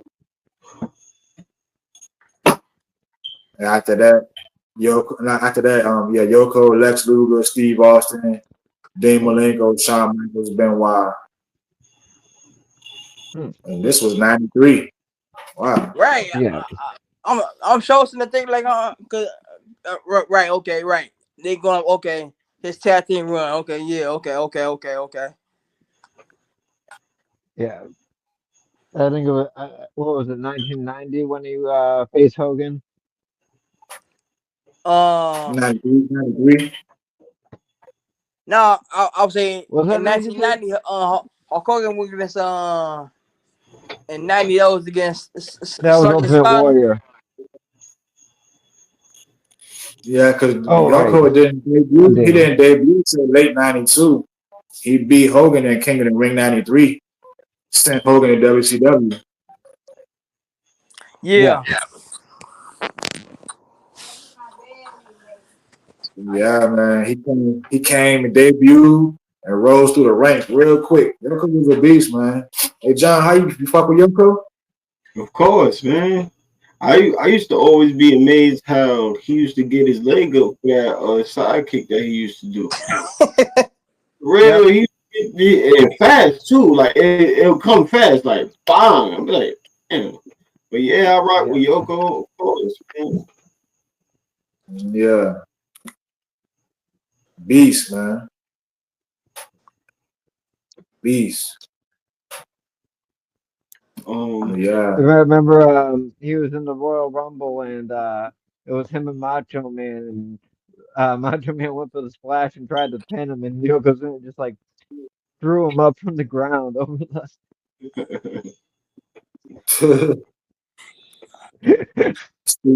Speaking of Macho Man,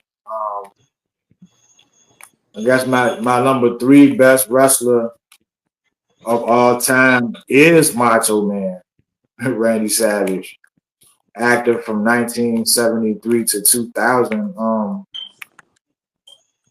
I fuck with Macho Man. A lot of these guys on my list I've watched since I was a kid in elementary school. I'm talking, 6, 7, 8, 9, 10, 11 years old. But besides a tag team I ain't gonna mention right now, and besides Hogan, Randy Savage is one of the first wrestlers I remember as a young kid watching it on TV. As a 4, 5 years old, watching Randy Savage on TV, like, wow. Yeah. When I was watching it, he was so loud and wild, bro. And as a young kid, even to this day, when you go back and watch his late 80s WWF promos, it's just loud, crazy, and wild, bro. It's different. You feel me? Like, he brought drama and madness. Hence, he was the madness in WCW. That's what Randy Savage brought. To me, he was intense. He brought that intensity. I'm thinking. You know what I'm saying? Like,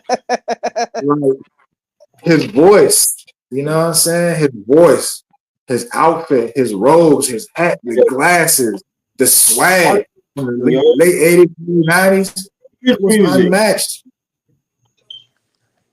For real. The theme music was the graduation music. Like how swagged up is that? You feel me?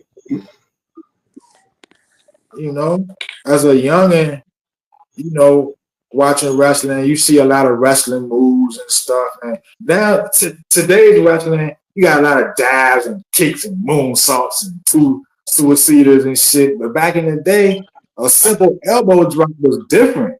I saw Macho Man do an elbow drop. That was something different for me. You feel me?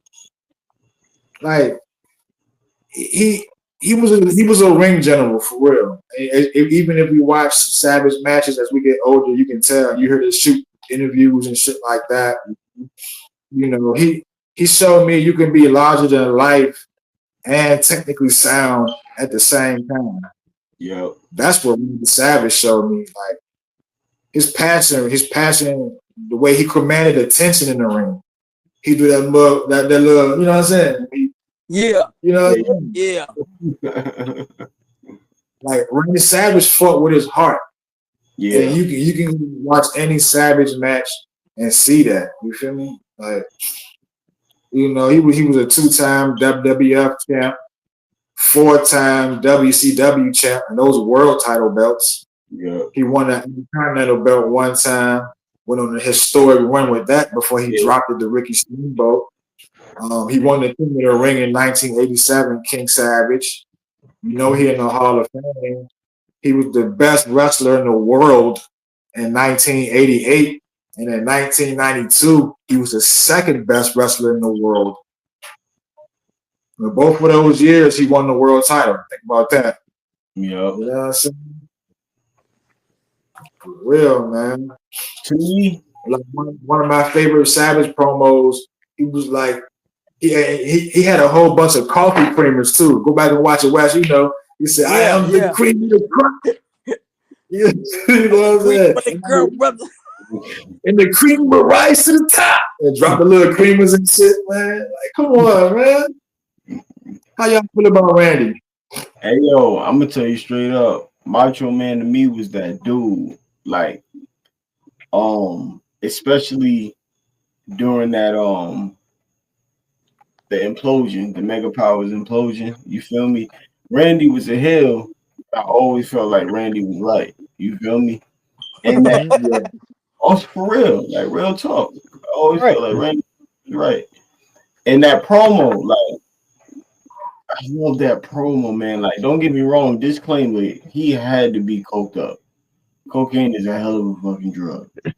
But when he was on Hogan, like, like, and I was out there, felt like a true champion, yeah. And who comes out for no reason at all? You, man. You. I feel him. Hot dog Yeah.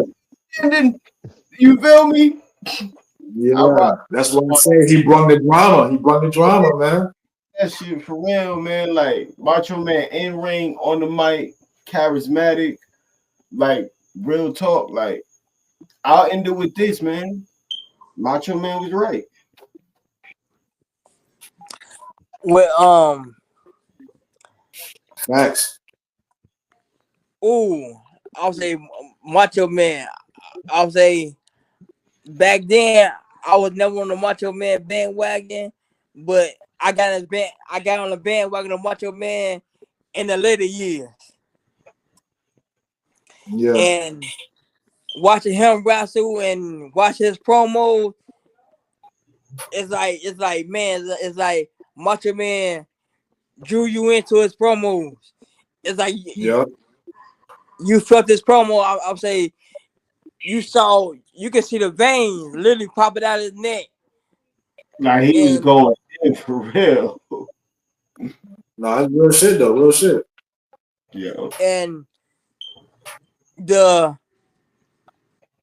the Macho Man fruits that that I remember was like I said, the Mega Powers, the one that most stick out the most, but also the the feud he had with Ric Flair or with Miss Mhm. Elizabeth. Oh, Miss Elizabeth. Yeah. Oh my That God. led, that led to the WrestleMania match. Yeah, yeah, yeah. Yep. Yeah, man. What you got, Mike, you Mike? fuck with Randy? I mean, yeah, and I think if I said everything I wanted to say about Randy, we'd be going for another like 3 hours. But um, it's like you like the guy is like synonymous with Slim Jims for a reason. It's like the guy just has that drawn power, Yep. just that magnetism, and it's like. I always kind of looked at Macho Man as like who should have been the star over Hogan back in the late '80s. I Yeah. got you. Yep. He was for a year. I mean, he was one. It was He like he one A and 1B. he was, and it's kind of like even if the fans were kind of swaying towards Macho Man, it was still Hulkamania. Yeah. I mean, That's why I said shit, it was one A and 1B. Yeah, would y'all agree on this exactly? Like it comes in twos, right? Hogan, yeah, Randy, Stone Cold, Rock, I guess. yeah. Yeah, yeah. Bret Cena, Hart, Shawn Michaels. Brett, Shawn Michaels, Cena, Orton, I would Batista. say Cena and Batista. Yeah, Yeah, Cena and Batista. yep. You know. I But understand yeah, what but you say. somebody got to be that 1B. And I guess Savage was that 1B. Even for Yeah. that year, Yeah, he was 1B to Hogan, man. Which is not bad, but Yeah. right. in a couple of matches, I'm gonna bless the audience with. If y'all want to get a bigger feel for Randy Savage, his match against Ricky Steamboat, WrestleMania 3. Oh Y'all yes, already know yes. that. 1987 match of the year, according to PWI. Yeah.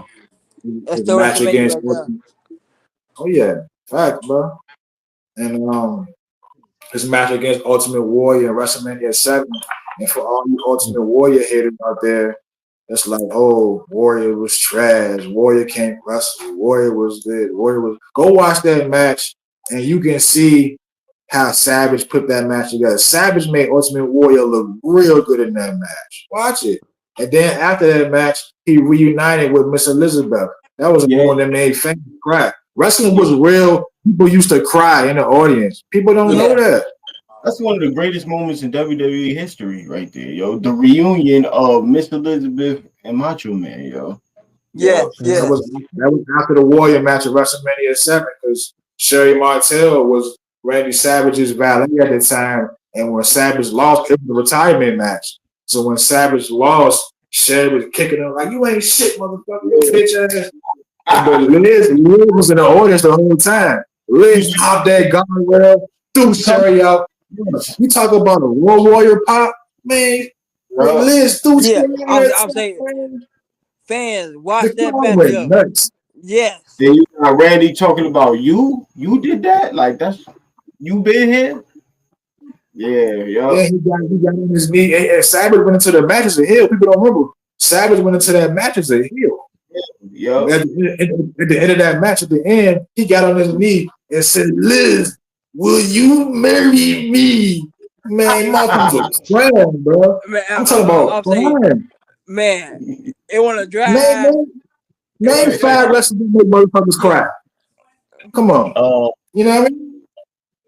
Not a lot. That was rhetorical.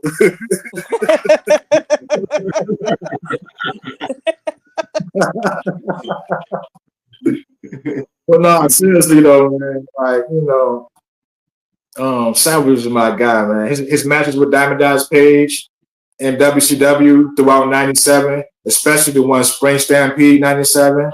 Yeah. That was the feud of the year '97. Savage and DDP. The WrestleMania 4 match, Savage versus Ted DiBiase for the world title. That was a last match in the finals. Good ass match. Underrated gem. Savage versus Bret Hart. Saturday night main event, 1992, when Bret was the world champion. Talk about a fucking wrestling match, nigga. And Savage and Mr. Perfect versus Razor Ramon and Ric Flair. Survivor Series 92. It wasn't Tokyo Dome 5-star, but that was a fun match though. You know? Yeah, shout out to Randy Savage, man. Man, rest in peace, man. Yeah. So with mine, I'm gonna go next with the only man in professional wrestling history to win a gold medal with a broken freaking neck.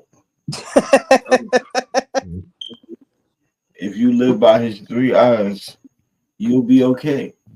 Integrity, integrity, and intelligence. It's true. It's true. It's damn true. It's damn true. I'm going with Kurt Angle, man. Like Kurt Angle is definitely in my top 5. You know, like I mean, this dude, to me, I would say probably to a lot of other people too. I think they would agree, but he checks off every box.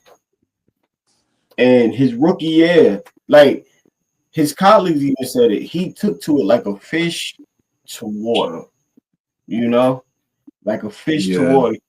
Got in there, and he already had the wrestling ability down, but like he said, he had to learn how to lose. You feel me? He had to learn how to make his opponent look good and learn how to entertain and stuff like that. And he knocked it out the park. Yo, he had one of the best rookie years in WWE, 99 and 2000. European the best. Yeah. I mean, Brock had a pretty good one too. European. I was gonna say either Brock or Kane, the only ones that are arguable for better rookie year.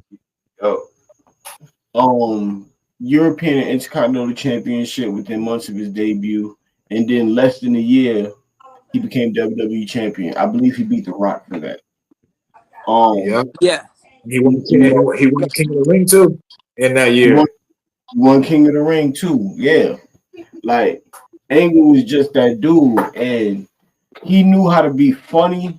He knew how to be a maniac. You feel me? Like just a violent, vicious, dangerous, technical beast. The wrestling machine era, 2002 to 2006. This man was violent. This man is German suplexing Mark Henry. You feel me? Like, and his matches with Benoit, his matches with Jericho, his matches with Brock Lesnar. I feel like Brock Lesnar is probably one of his greatest opponents and vice versa. Because when those two was in the ring, it was straight magic, man. Like it was straight magic. He also got that match with Shane McMahon. You feel me? Oh yeah, at King of the Ring. Yeah, that was crazy. 3 WrestleMania matches. You know, like real good ones I would suggest. Brock Lesnar, you feel me? Main event, Shawn Michaels, him and Eddie Guerrero was a good one too. I actually watched that one. Oh, West probably. All right. His Iron Man match with Brock Lesnar. That feud with Edge. The feud with Edge that led to the "You Suck" chant. You feel me? Like that segment and stuff like that. Then you know TNA. He actually had more time in TNA than he had in WWE. He's a cornerstone, a staple of TNA. He really put TNA on his back. He's one of those guys. You know, in TNA. His matches with Samoa Joe, AJ Styles, like, come on, man. Yeah. It was official. 4-time WWE champion, 1-time World Heavyweight champion, WCW championship during the invasion angle, 1-time Intercontinental champion, 1-time European champion, 1-time tag team champion, King of the Ring 2000, like Jamal said, TNA World Heavyweight champion 6 times, and IWGP third belt champion, inducted into the WWE Hall of Fame in 2017. Angle has, and these are the people that have said it, Kurt Angle has inspired or shown some type of inspiration or influence on guys like Chad Gable, Aleister Black, Johnny Gargano, Master Ciampa. You feel me? Like, he's that guy, man. And I do believe he's literally one of the greatest. He's one of those guys that he can do anything. Whatever you give him, he's gonna work with it. And he just checked all the boxes. Kurt Angle to me is the quintessential professional wrestler and entertainer. Fuck yeah, man. Yep, that's facts, man. That's facts. You know, Kurt is a beast, man. You know, he definitely would have made my list if he wasn't on yours, man. Because you know I like a wrestler too. And we already went through some matches earlier in the show that got Kurt Angle in them, and it's for a reason. Like a couple of my favorite Kurt Angle matches is Kurt Angle versus Chris Benoit, Royal Rumble 03. Like I said earlier, the WrestleMania match with Brock was good, even though Kurt was hurt, and then Brock got hurt, and they still were able to get through the match, and you really couldn't tell. I mean, we can tell because we know, but at that time, watching it back then, you couldn't tell, and they still got through that match, hurt like a motherfucker. Yep. Still was a solid match. Like Mike said earlier, the WrestleMania 2000 match with Kurt, Benoit, and Jericho 3-way. Like Kurt was so good. He was a wrestler's wrestler, man. He was the best wrestler in the world in 2001 and 2003. Makes sense. Why I said 2002? He was the 6th best wrestler in 2002. He was the 3rd best wrestler in 2003. In 2004, he was the 36th best wrestler. But in 2005, he was the 6th best wrestler. 2006, he was the 2nd best wrestler. 2007, number 2. 2008, 4. 2009, 12. 2010, 9, 2011, 18, 2012, 2013, 23. It's like, and that's what I also love about Angle, like, because he's a legit killer in the ring. He could turn it on. He could be that intense monster, like, oh my God, you're about to like get obliterated because this man is gifted. But then he could easily turn into the Carlton Banks of professional wrestling. You feel me?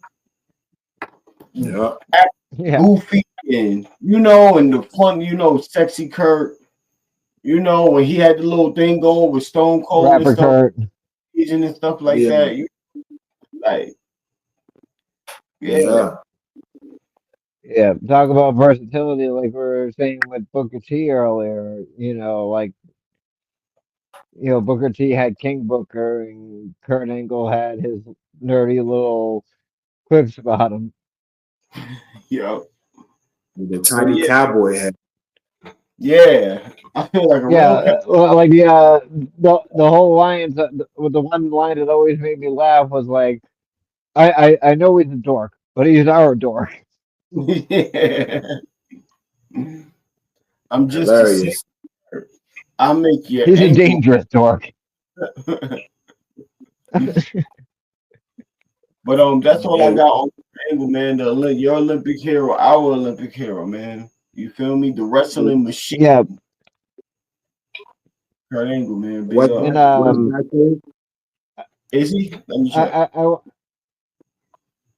Yeah, and I want to add with Kurt Angle before I get into his WWE, WWF era. Like when he was in TNA, when he was really on top of the world. Like I forget exactly which belts they were, but he had all the TNA belts. He had Yeah. the whatever the Japanese league was, IWGP, I think MVP. Yeah. it was. And then you got the New Japan too. Same thing. IWGP. He was a TNA World Champion. He was the tag team champion, X Division champion, all at the same time. Mm-hmm. I'll say in TNA, I'll say he was like you said, he was a tag team champion, the world champion. 6-time world heavyweight champion in TNA. Do we have a connection? Yeah.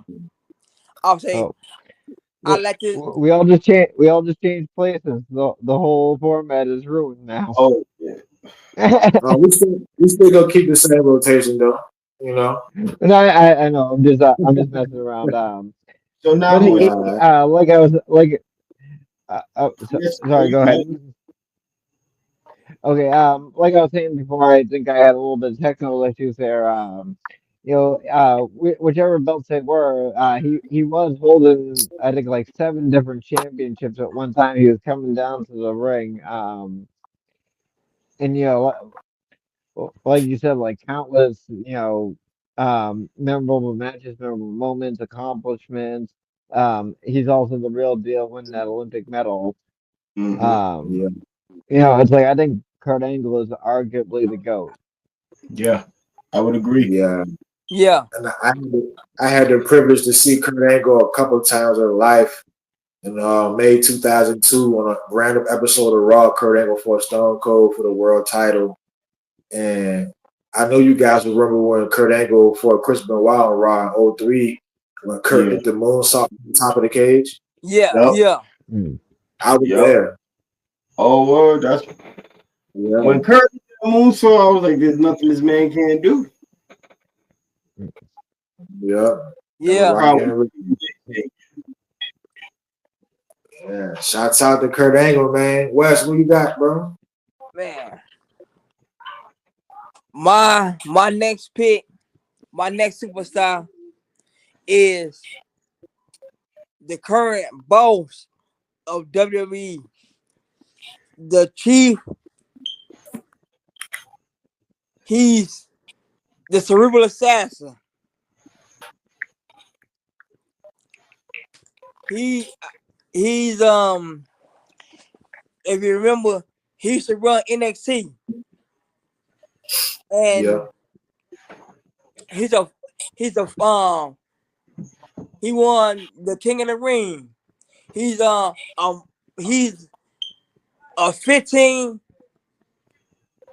14-time world champion, a two-time IC champ, multiple-time tag team champion, European champion, Uh-huh. He done it all. I'm talking about the one and only Triple H. Fuck you, Triple H, yo. Yes, I would say, man, his career. I would say, I remember. And I think Jamal should remember this too. He was in WCW. He was also known as Yeah. Terror Oh, Wrestler. yeah. And then and then he left that and then it became a Blue Blood. Yeah, he changed his Blue name to Blood. Jean Paul Levesque. Yes, Yeah. yeah. Yeah. He was a blue blood. Him and Real Regal was a tag team. Yeah. They was a tag team together. And he came to WWE and that's when he came Hunter Hearst Helmsley. And Yeah. and he backstage, he had his buddy, so his buddies was Triple H, Shawn Michaels. I'm sorry, it was Shawn Michaels, X-Pac, Razor Ramon, and Diesel. There was the Clique, Yeah. and that's when the infamous curtain call happened, and Triple H had got in trouble, and he took his whipping like a man. He got in trouble, and sure enough, yeah, most of us would probably rat on our friends, know what I'm saying? But Triple H was a real person, and he took all that upon himself. Yeah. And later on, he became an IC champion. And you remember the infamous ladder matchup between him and The Rock at was it That was SummerSlam? something. Yes. Yeah, something. And the infamous Diaz versus the Nation feud. Oh my God, that feud right there. I like that feud. Oh yeah.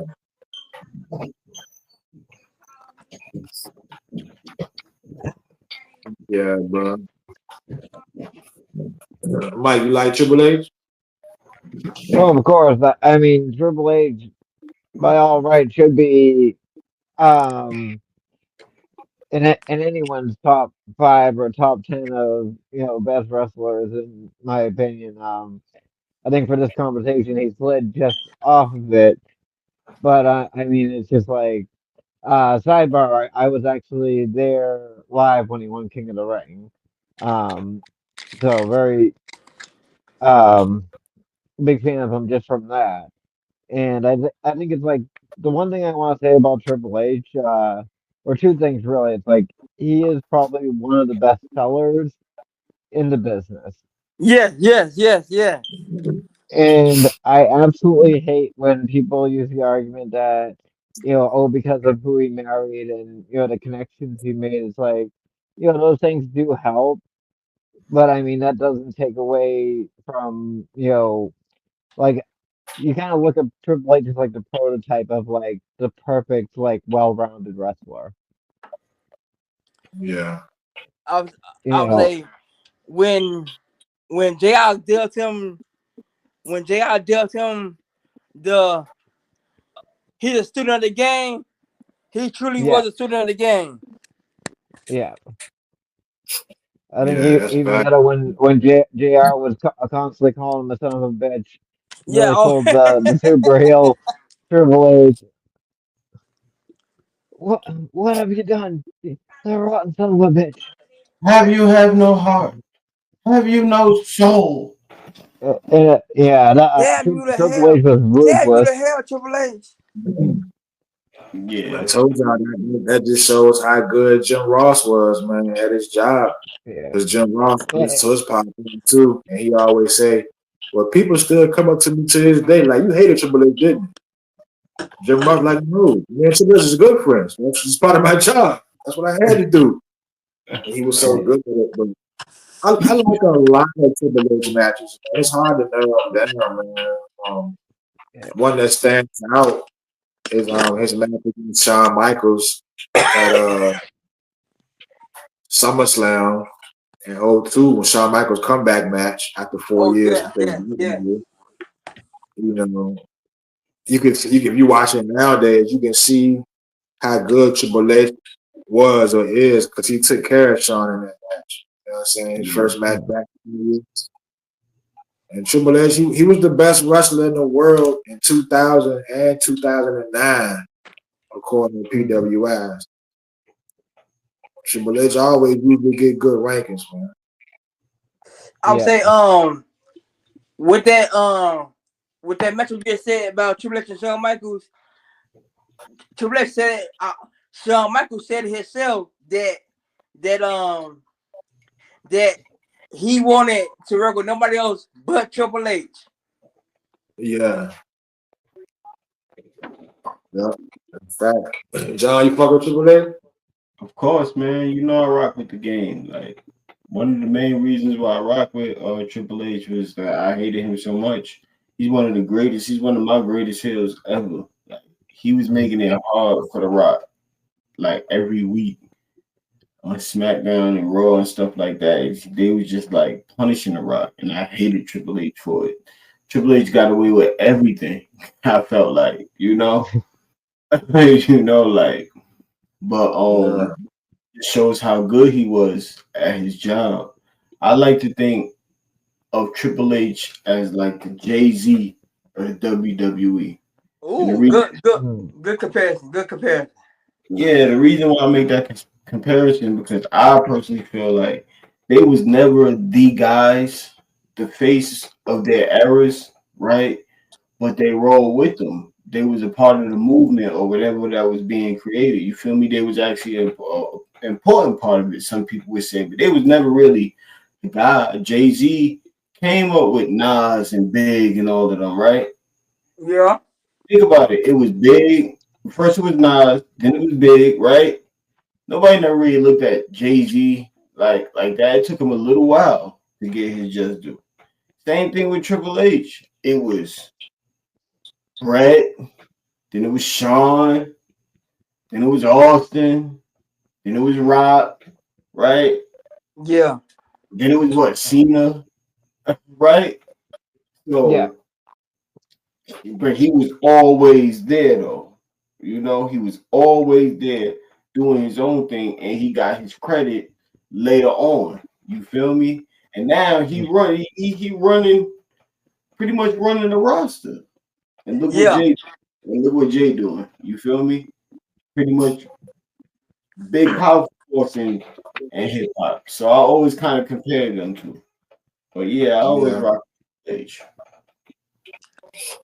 And like Bret Hart used to say, Triple H was never the guy. He was always the guy that worked with the top guy. Yeah. Yeah. Some Triple H memorable matches. Go back and watch his matchup against go back and watch the 3 stages of hell at No Mercy. I can't pinpoint what year it was, but the 3 stages of hell before they became the 2-man power trip. Yeah. Stone Cold. You talking about a bloodbath? Yeah. Oh my God, yes. Yeah. Go back and watch that matchup. And also match. And go back and watch when Triple H had won the IC title from The Rock at SummerSlam. Yeah. Ladder match. And oh yes. And watch even though he lost, go back and watch WrestleMania against the Undertaker. Yeah. Which Matter of one? fact, Because it was watch all the matches against him and Undertaker. Just watch all the matches against him and Taker. I just say it like that. Watch every matchup they had against each other. You talk a good barn burner. That's one right there for you. Yeah. So, How about this kind of gets forgotten because it's a little bit later in his career, but Daniel Bryan versus Triple H. Yes. yeah. Um, Even though and I would hate to say this matchup too, but go back and watch him and John Cena, him and Randy Orton, that feud. yeah, all complete classics right there. Him and Mankind, Mick Foley. Yeah. So I can't forget Mick. I can't forget Mick.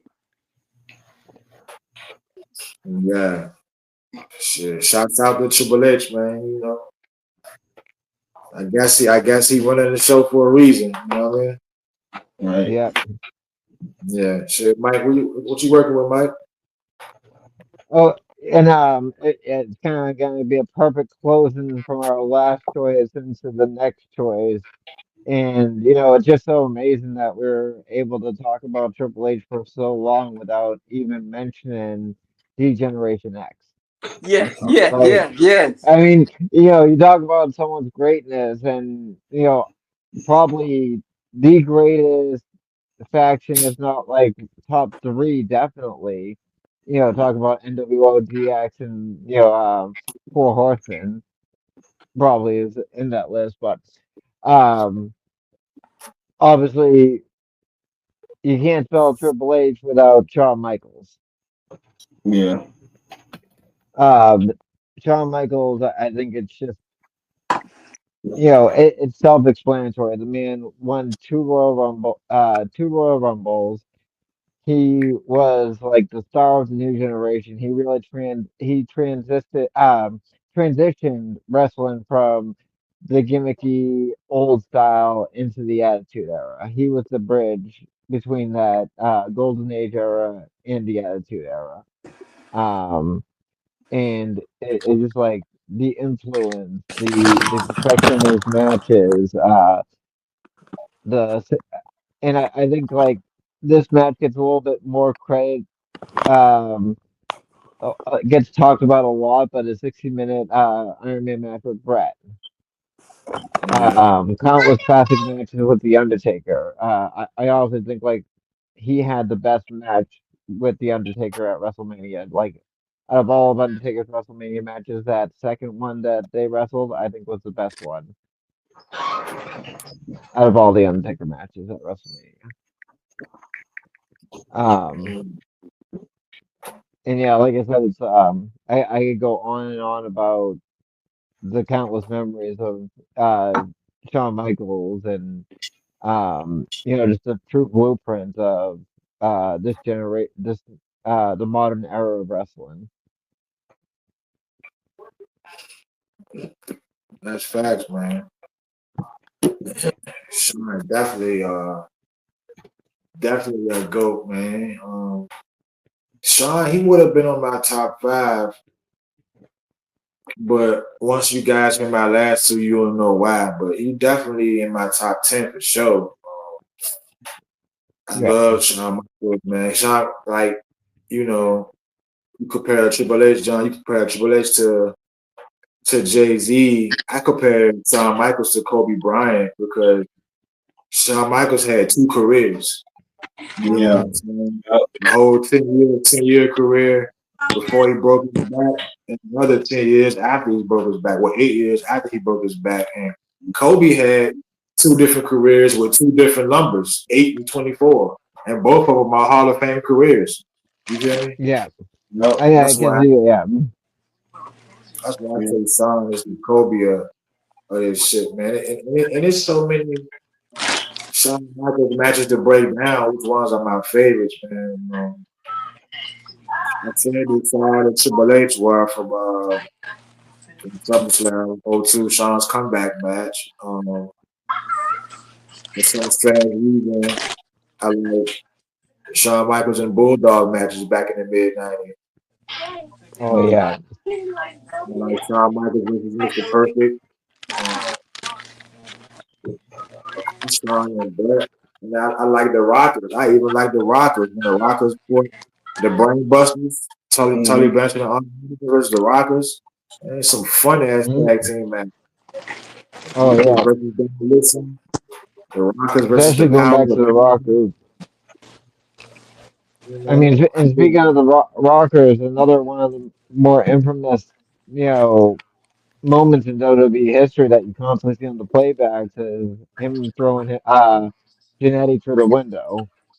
One of the biggest double crosses in WWF history, wrestling history in general. A window. yeah, yeah. That was a barbershop in 1992. And Yep. Shawn was so much of a good wrestler in 1992 when he threw Jannetty through that window. He was the 16th best wrestler that year. That was in '92. And by the time '96 came around, Shawn was the best wrestler in the world, according to PWI. Yeah. You know, Yeah. so John, how you feel about Shawn Michaels? I mean, HBK, the showstopper, he checks all the boxes. Another prototype for a wrestler. If you want to build a wrestler that can do anything and everything, with Sean at it, Michael's one of those people. Yeah, Where's your funny that go on your head? I wouldn't say he's known for his his technical prowess, but he's a great wrestler. Great He's storyteller. what? Yeah. He's one of the best technical wrestlers, but he's got so much more of a bag that you don't really see him relying on it as much. Yeah, exactly. You know, he can hit you with whatever. So yeah, like definitely one of the greatest of all time. Yeah, he's in my top 10, definitely. Yeah, Yeah, yo, real. yeah. I'll say HBK definitely in my top 10 as well. He had y'all mentioned it very well. His singles career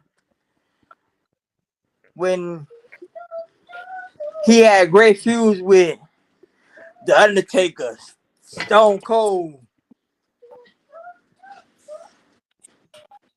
Bret Hart, Razor Ramon, Diesel. Yeah. Yeah, Razor Ramon, that's another big one, that ladder match and Mm-hmm. Wait, Uncle, don't sit right here. My iPad right Yeah. Yeah, shouts out to Shawn Michaels, man. You know what I mean? A real one. Shouts Yeah.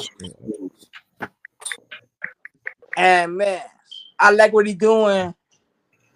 I like what he's doing with the younger stars in NXT. yeah. Yeah. Oh And yeah. that's a whole different layer, just like Triple H with all the backstage stuff. Yeah. Yeah, yeah.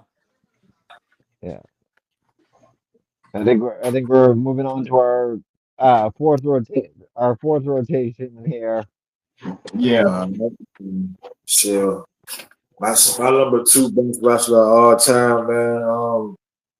I love the guy, man. Y'all might know him as Kurt Hennig. I know him as Mr. Perfect, though, active from 1980 to 2003. Ooh, yes. Rest in peace.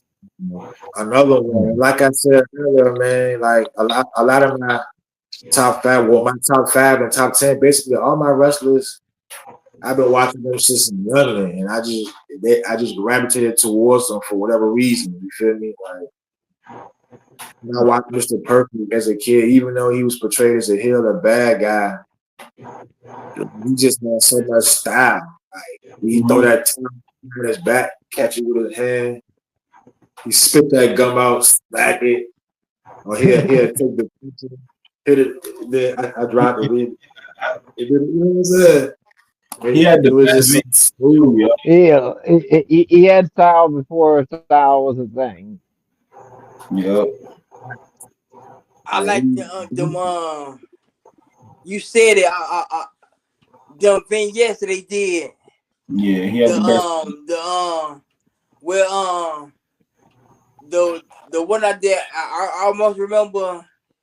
He was at he threw the ball up and he threw the ball to himself technically and called a touchdown. Yeah, Yeah, yeah. So he definitely had showmanship, man. Like to me, Mr. Perfect was a ring general, man. He was definitely an underrated seller, and people like Triple H, mm, Shawn Michaels, Bob Ziggler, all of mhm, them looked up to Mr. Perfect as far as selling. It wasn't Yeah, everybody couldn't be a Hogan, everybody couldn't be a Cena. yeah, You know, everybody can't hit moonsaults and suicide dives, but there are people who can make you look good in the ring, and Mr. Perfect did that. yeah, yeah, He was one of the first ones to me that I saw that did that.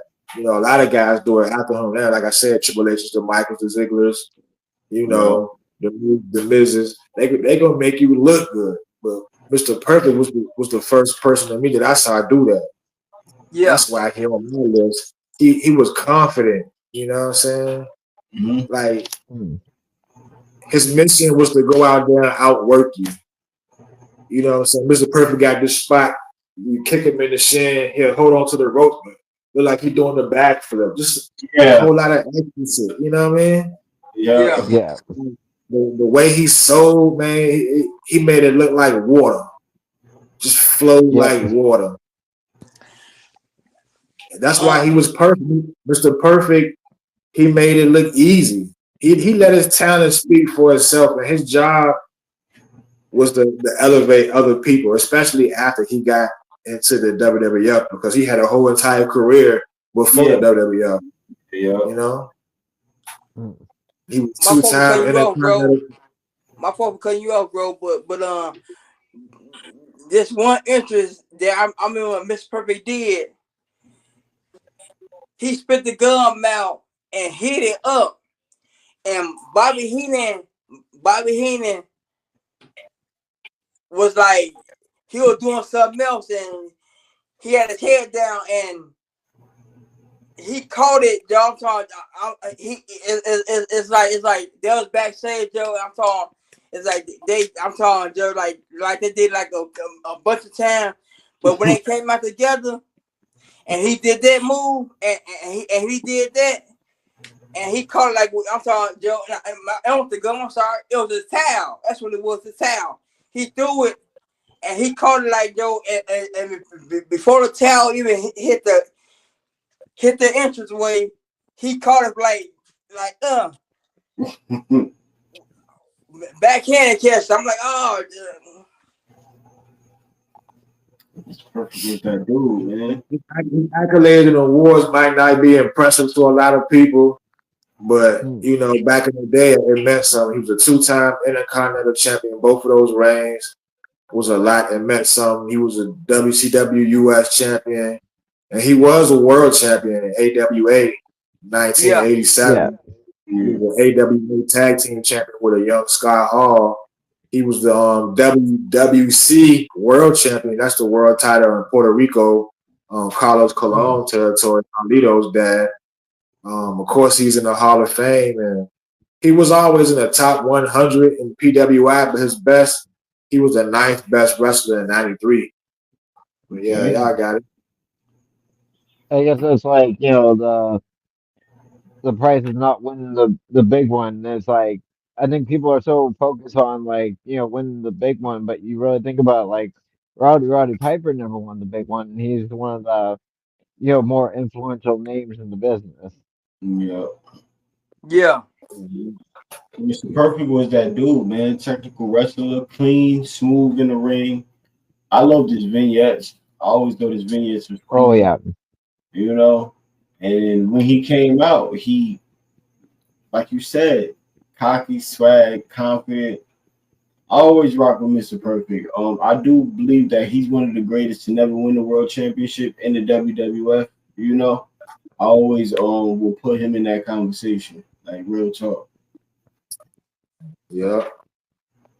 Yeah, Mr. Perfect. I'll say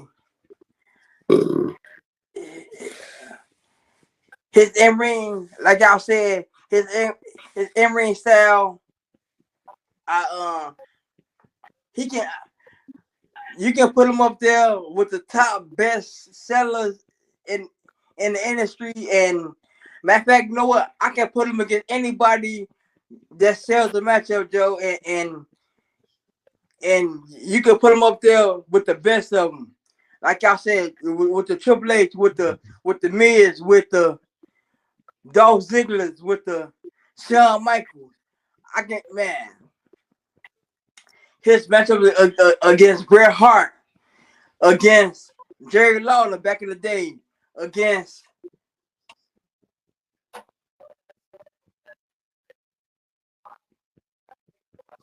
the Texas Tornado, that feud, the Big Boss Man. Yeah. Yeah. A whole bunch of them, man. Some of mine is Mr. Perfect versus Ric Flair. Loser leaves town. Yeah, Raw 93. It was the second Raw. That's when Flair had to go back to WCW. It was a good match. Mr. Perfect versus Shawn Michaels. SummerSlam 93. Perfect versus Lex Luger from WrestleMania 9. Perfect versus Hulk Hogan, a Saturday night main event from 1990. His 2002 return to the WWF at the Royal Rumble, huge pop. Mr. Perfect versus the Blue Blazer, who's also known as On Hot, WrestleMania 5. Check that out. His WCW run, the Texas Rednecks, with Bobby Duncombe Jr. and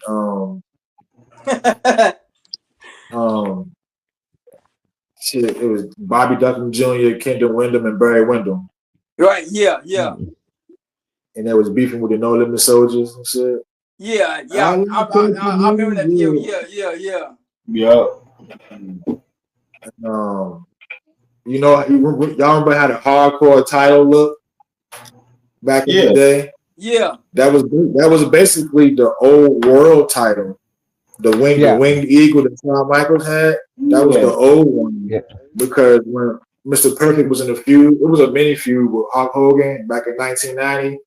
He took a hammer and smashed the belt and broke it to pieces. And he held it up. It was like, this belt's not perfect. Hogan beat him, but he smashed that belt, and they used that for the hardcore, put some tape on it. But yeah, man, Perfect. He always said, "Perfect is not a name; it's who I am." Yeah. Shouts out to Mr. Perfect, man. Yeah. Shout out to Mr. Perfect. Yes. Going number 4, I guess. I'm gonna be real brief with this because it is what it is, but I gotta get his man his just due, and that's The Rock. The Rock was the first. The Rock was the first wrestler to like really hold my attention and have me wanting to see what he was going to do next. What's going to happen to him? At the next Raw, at the next SmackDown, what he going to do next and stuff like that. Like he was the first one that really had me like real hooked because I'm like, yo, this dude is funny. He not scared. He confident as hell. Like Rock I ain't gonna front. Rock had that charisma. He obviously borrowed heavy from Muhammad Ali, right, and other people.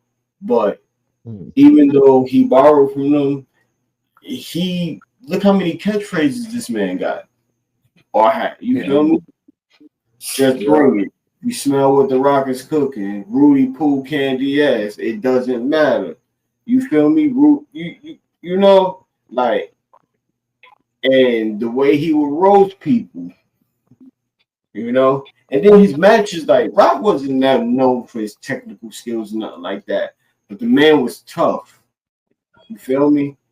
He was tough, like for real. Like He was tough. He had that aggressive nature, and he was one of those. He was the next Hogan in a way to cross over into mainstream the way that he did. You know, because at that time, Stone Cold had it on Spanish, but here come Rock, like just either right next to him or right up under him. You feel me? Like, and I always gotta respect that. Rock was a very important part of the Attitude Era and WWE in general, like real talk. Oh, absolutely. I definitely gotta give him that. He was joined, started as Rocky Maivia, and it's funny how his career ended up paralleling to Romans, right? Yeah. Because came out, they loved him, then they booed the fuck out of him. You feel me? Took some time off, came back as a heel, fucking took off.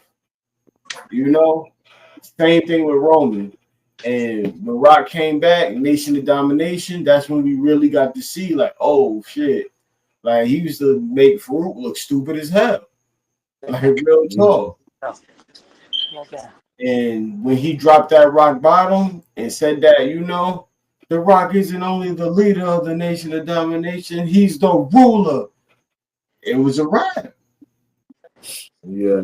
Got corporate Rock, right? Beefing with Stone Cold and all of that. Oh yeah. Rock used to exaggerate so much. Like, y'all remember when Austin was doing the 316 shit? And Rock was in the it had to be Raw. But Rock in the ring talking about something else. And then Rock get the beat, but it says 316, then Rock do the and turn around. Like he used to like he used to be extra with it. But I fucked with it, Like then you got the, WrestleMania, Hulk Hogan, Stone Cold, John Cena. You feel me? Who can say that? Yeah. Had a WrestleMania match and beat every single face of their era at WrestleMania. Like that's that's saying something. Real. And then that Rock and Sock connection, him and Mankind had so much chemistry. Rock was that dude, man. Like, and to this day, not a lot of people, I don't think, but I guess you could say you could see some of Rock. You could definitely see some of Rock in LA Knight. You could see some of Rock and Ricky Starks. Yeah. You feel me? Yeah. Some of Rock and Montez Ford a little bit, right? He definitely influencing a lot of people. He putting his family on. I ain't gonna never knock a man for that. He putting his family on. He making sure they eat. He making these moves and shit like that. And he was a major focal point in wrestling and pop culture at the same time. They got a TV show named after this man, SmackDown. The Rock Show. Yeah. You feel me? I watched to this day. So 20 years later. 25 years later. I watched the very first episode of SmackDown on what? UPN9, I think it was. Yeah. I think so. Yeah. Like, I was, I'm rocking with the Rock, man. But like I said, I'm gonna keep it brief. Yeah. Go ahead and I did want to add because you mentioned the different rivalries and then you started talking about the Rock and Sock connection a little bit, and I think it's the one thing I will always say about the Rock, among many other things, is I think his best rivalry was against Mick Foley.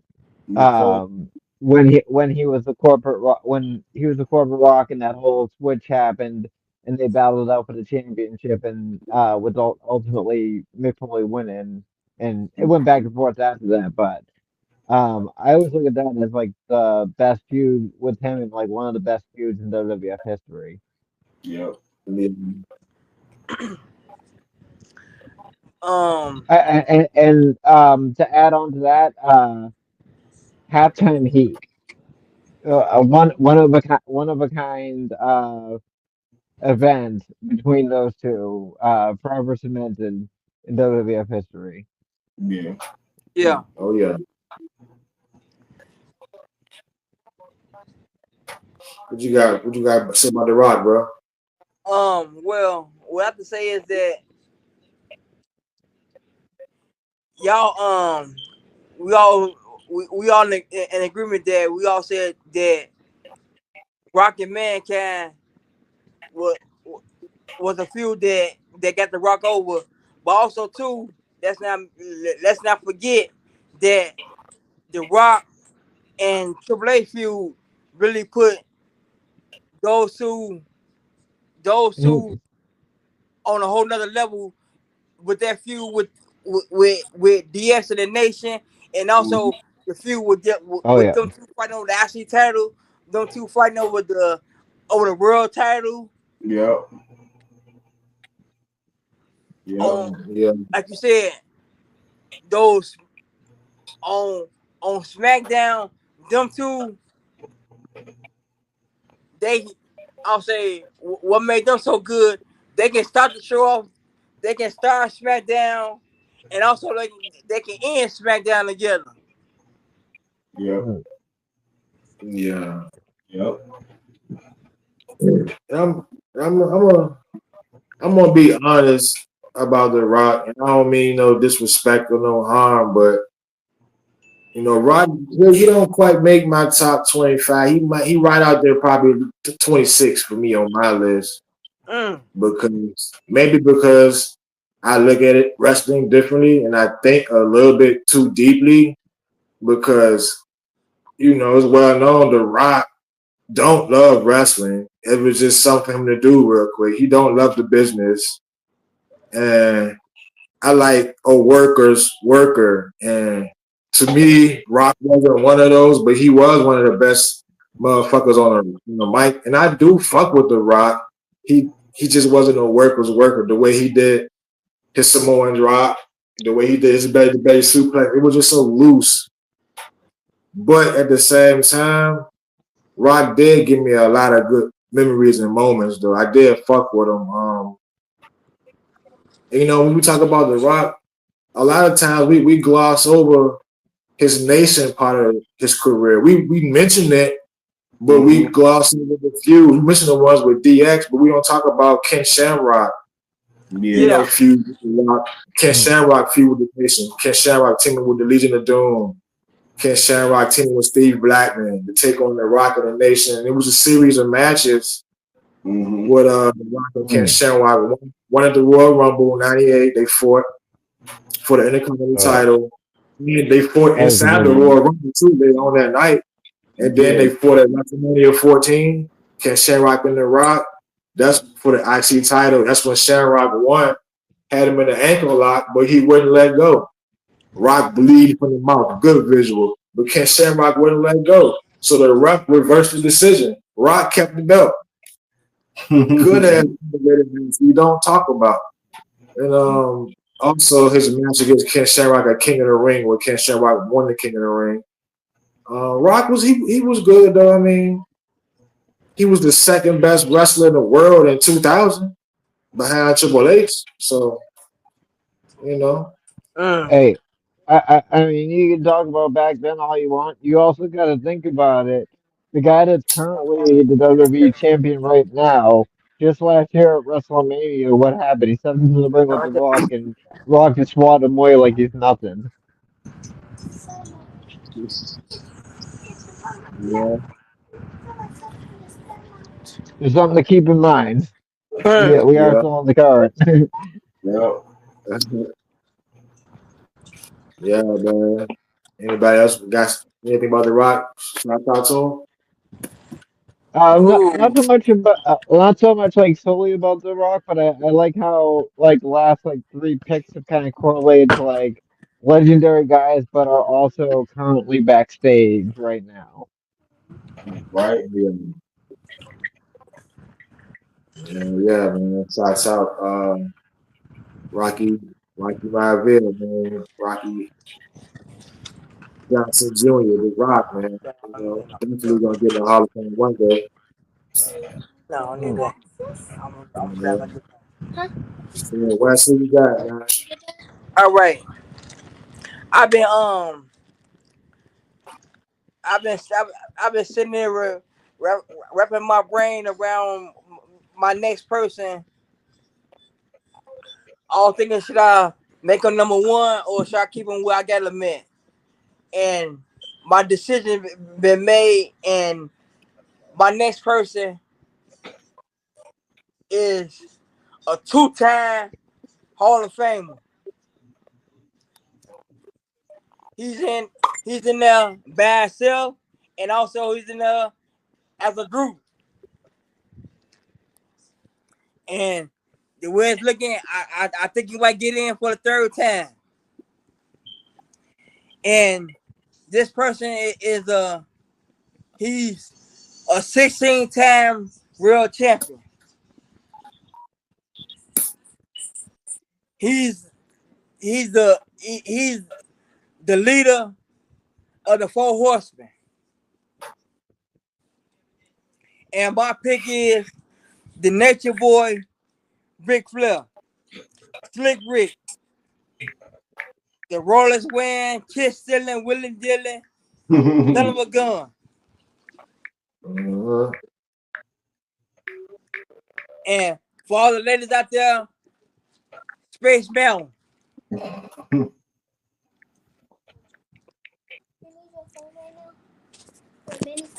No. And yeah. And he has a daughter that's wrestling, and Ric Flair he has a legendary career from WCW, WWE, Japan, you name it. I'm saying the man been everywhere and he's done it all. WCW, AWA, however you want to call it, he did it all in them companies. He had some good feuds with Dusty Rhodes. He had a good feud with Sting. A feuds with Hulk Hogan. Yep. Terry Funk.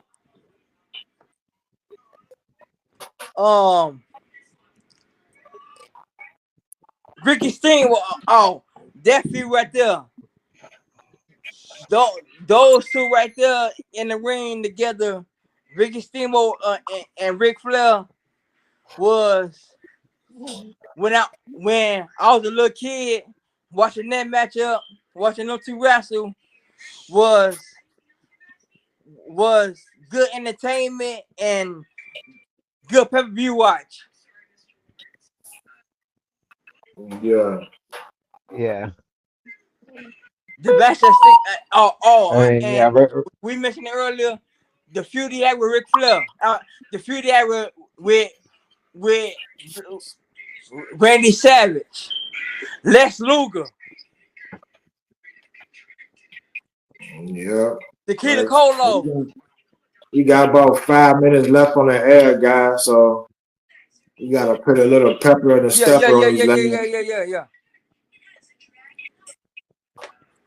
But yeah, we can go. We could do a whole episode about Ric Flair. Yeah. He was the wrestler of the Flair year is like 6 times. probably the most legendary name. His high and his low. He's fucking up his legacy right now, if you ask me. Yeah. I was gonna say I can like feel the fumes when Wes mentioned that he has a daughter in wrestling. Yeah, he was the wrestler of the year 6 times in a row. Not 6 times in a row, but 6 times. That's the record. The best wrestler in the world 6 times. Damn, salute to him. Yeah, shouts out to Nature Boy Ric Flair, man. Shout to Nature Boy, right? Yeah, definitely shout out to Nate. We on the top. since we are on a time constraint, in case we can't get to our last wrestler, I'm gonna go with I'm saving my number one. I'm saving my number one spot. I've kind of been doing it in loose order, but this guy is currently one of the top guys. Someone who's been like one of the constant top guys in the company for the last 10, 15 years. And I think like when you talk about checking off all the boxes and just being a true workhorse and just doing everything he can to fulfill his role in any way. And I'm talking about Seth Rollins. Ooh. Um, Kevin Rollins, has one of the most legendary WrestleMania moments. Like I said, he's still going strong. He's still in the prime of his career. He's currently a top guy. I think it's like, we were talking about Macho Man earlier, and I kind of look at like Seth Rollins as like the Macho Man in today's era to the Roman Reigns, Hulk Hogan. got you. Gotcha. Um, but the keep it short and sweet. It's like the guy is a complete workhorse, one of the best sellers in history, definitely in the modern game. And like I said, there's nothing he can't do. He has high flying moves, he has power moves, he has striking moves. He can he's obviously way better as a heel. I don't really like him as a face, but I think it's like he can play both very well as well. Yeah. Yeah. Yeah. That's good, man. He was the best wrestler in the world 3 times in 2015, 19, and 23. That's good shit. Yeah. I seen him He in got a person couple more in him. before Austin Theory in a dark match, not dark match, but a house show in 2022, and they fought in the crowd right next to me. And that was pretty dope. So I love that shit. Seen Seth Rollins with you when we went to Raw. Yeah. Riders of Finn Balor, yeah, man. But Rollins that workhorse, man, the architect. You feel me? Like yeah. I don't Yeah. care. You want a good match. You need somebody to carry a good match, or somebody need a great dance partner just as good as them or better. Look no further than Seth Rollins, like you said, for the past 15, you feel me? 10, 15 years, Yeah. you're like further than Seth And, Rollins. and speaking of which, one of the matches I would like to mention is kind of back earlier in his career, there was a triple threat match between him, Brock Lesnar, and John Cena. And Seth Rollins like really carried that match and made it into like the 5-star classic that it was. Yeah. Yeah. Fast. Yeah. Shouts out to Seth Rollins, man. Definitely gonna get him once he retires and all said and done. You know what I'm saying? Who was on me? Yeah. Yeah. All right, shit. We on our number ones now, y'all. Shit, Yeah. I'm gonna try to make it quick too. My best wrestler of all time was active from 1978 to 2000. If I can guess, is Bret the Hitman Hart.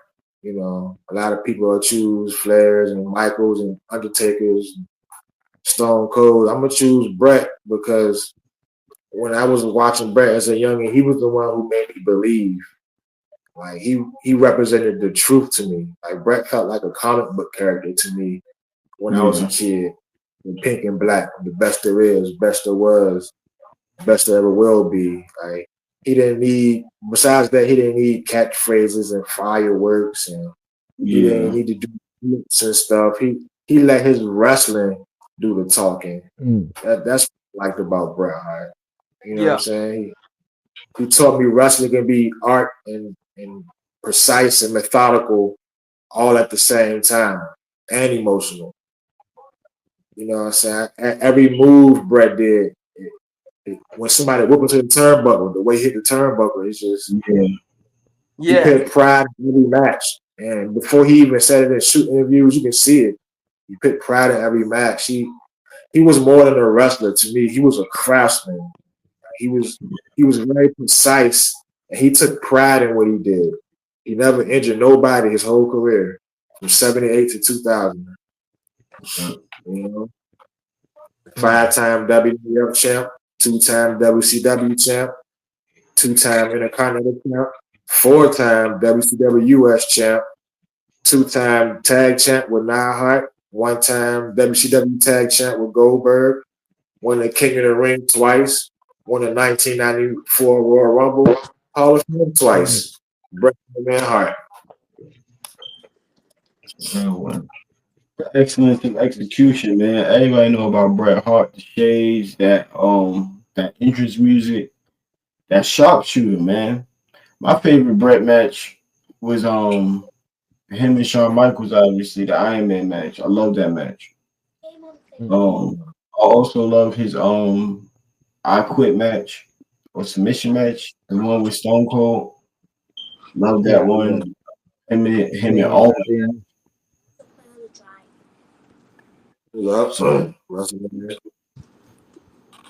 versus Yoko. Yup. Yeah, I'll say Hulk Hogan did him dirty. Yep. Hey, y'all want some underrated Bret matches? Go check out the Hart Foundation versus Demolition. 2 out of 3 falls from SummerSlam 1990, and then go watch the Hart Foundation versus the British Bulldogs for WrestleMania 3. Bret was the best wrestler in the world in '93 and '94. And I also recommend go watch the Hart Foundation versus the Rockers. Big shout out to Hitman. Well, go ahead, Wes. Go ahead real quick. And also, I would recommend go watch the Royal Rumble, Bret Hart versus Diesel. All right, big shout out to the Hitman, Bret the Hitman Hart, who's widely respected and a lot of people's goats. Actually, mine, I'm be real brief. I wish I didn't have to be, but I'll double back when we hop back on here, you know.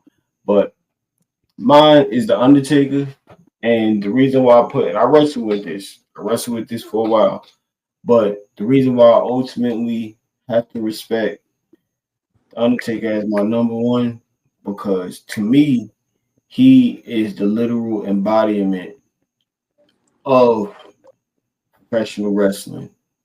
You know, because we love the technicals, right? We love like you said, the craftsmen and the legit athletes and the ones that can give us the great matches. But professional wrestling, like, you feel me? Like, that is character, that's storyline, that's character development, that's emotion.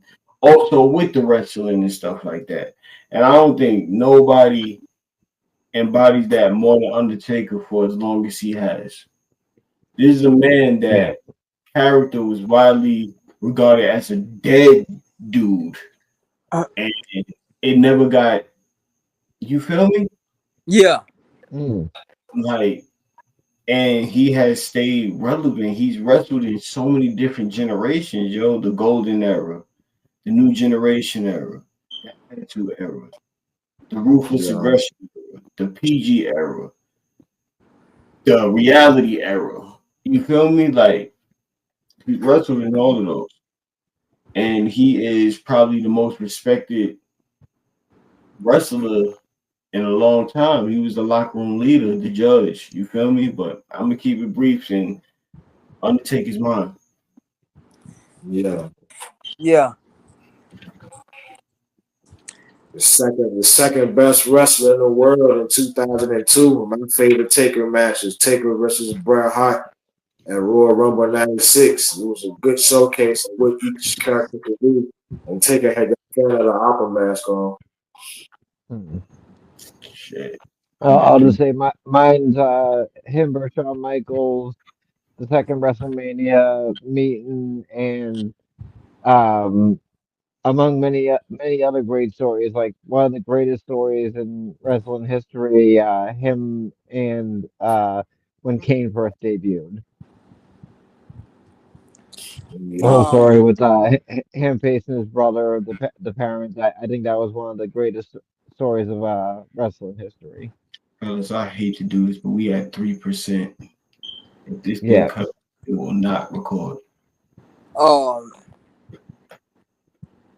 Yeah, just go ahead and name y'all top so we can just double back later on. Okay. Well, my last is the franchise Shane Douglas. Word. I knew you were gonna take the franchise, B. Yeah. We can talk a lot more about the franchise when we do like a nice little ECW episode. There's a lot. And to keep the rapid fire going, I do want a little bit of introduction. You know, a lot of people in their number one spot, they might pick The Rock, they might pick Stone Cold. The guy that I'm picking beat them both in one night. Chris Jericho.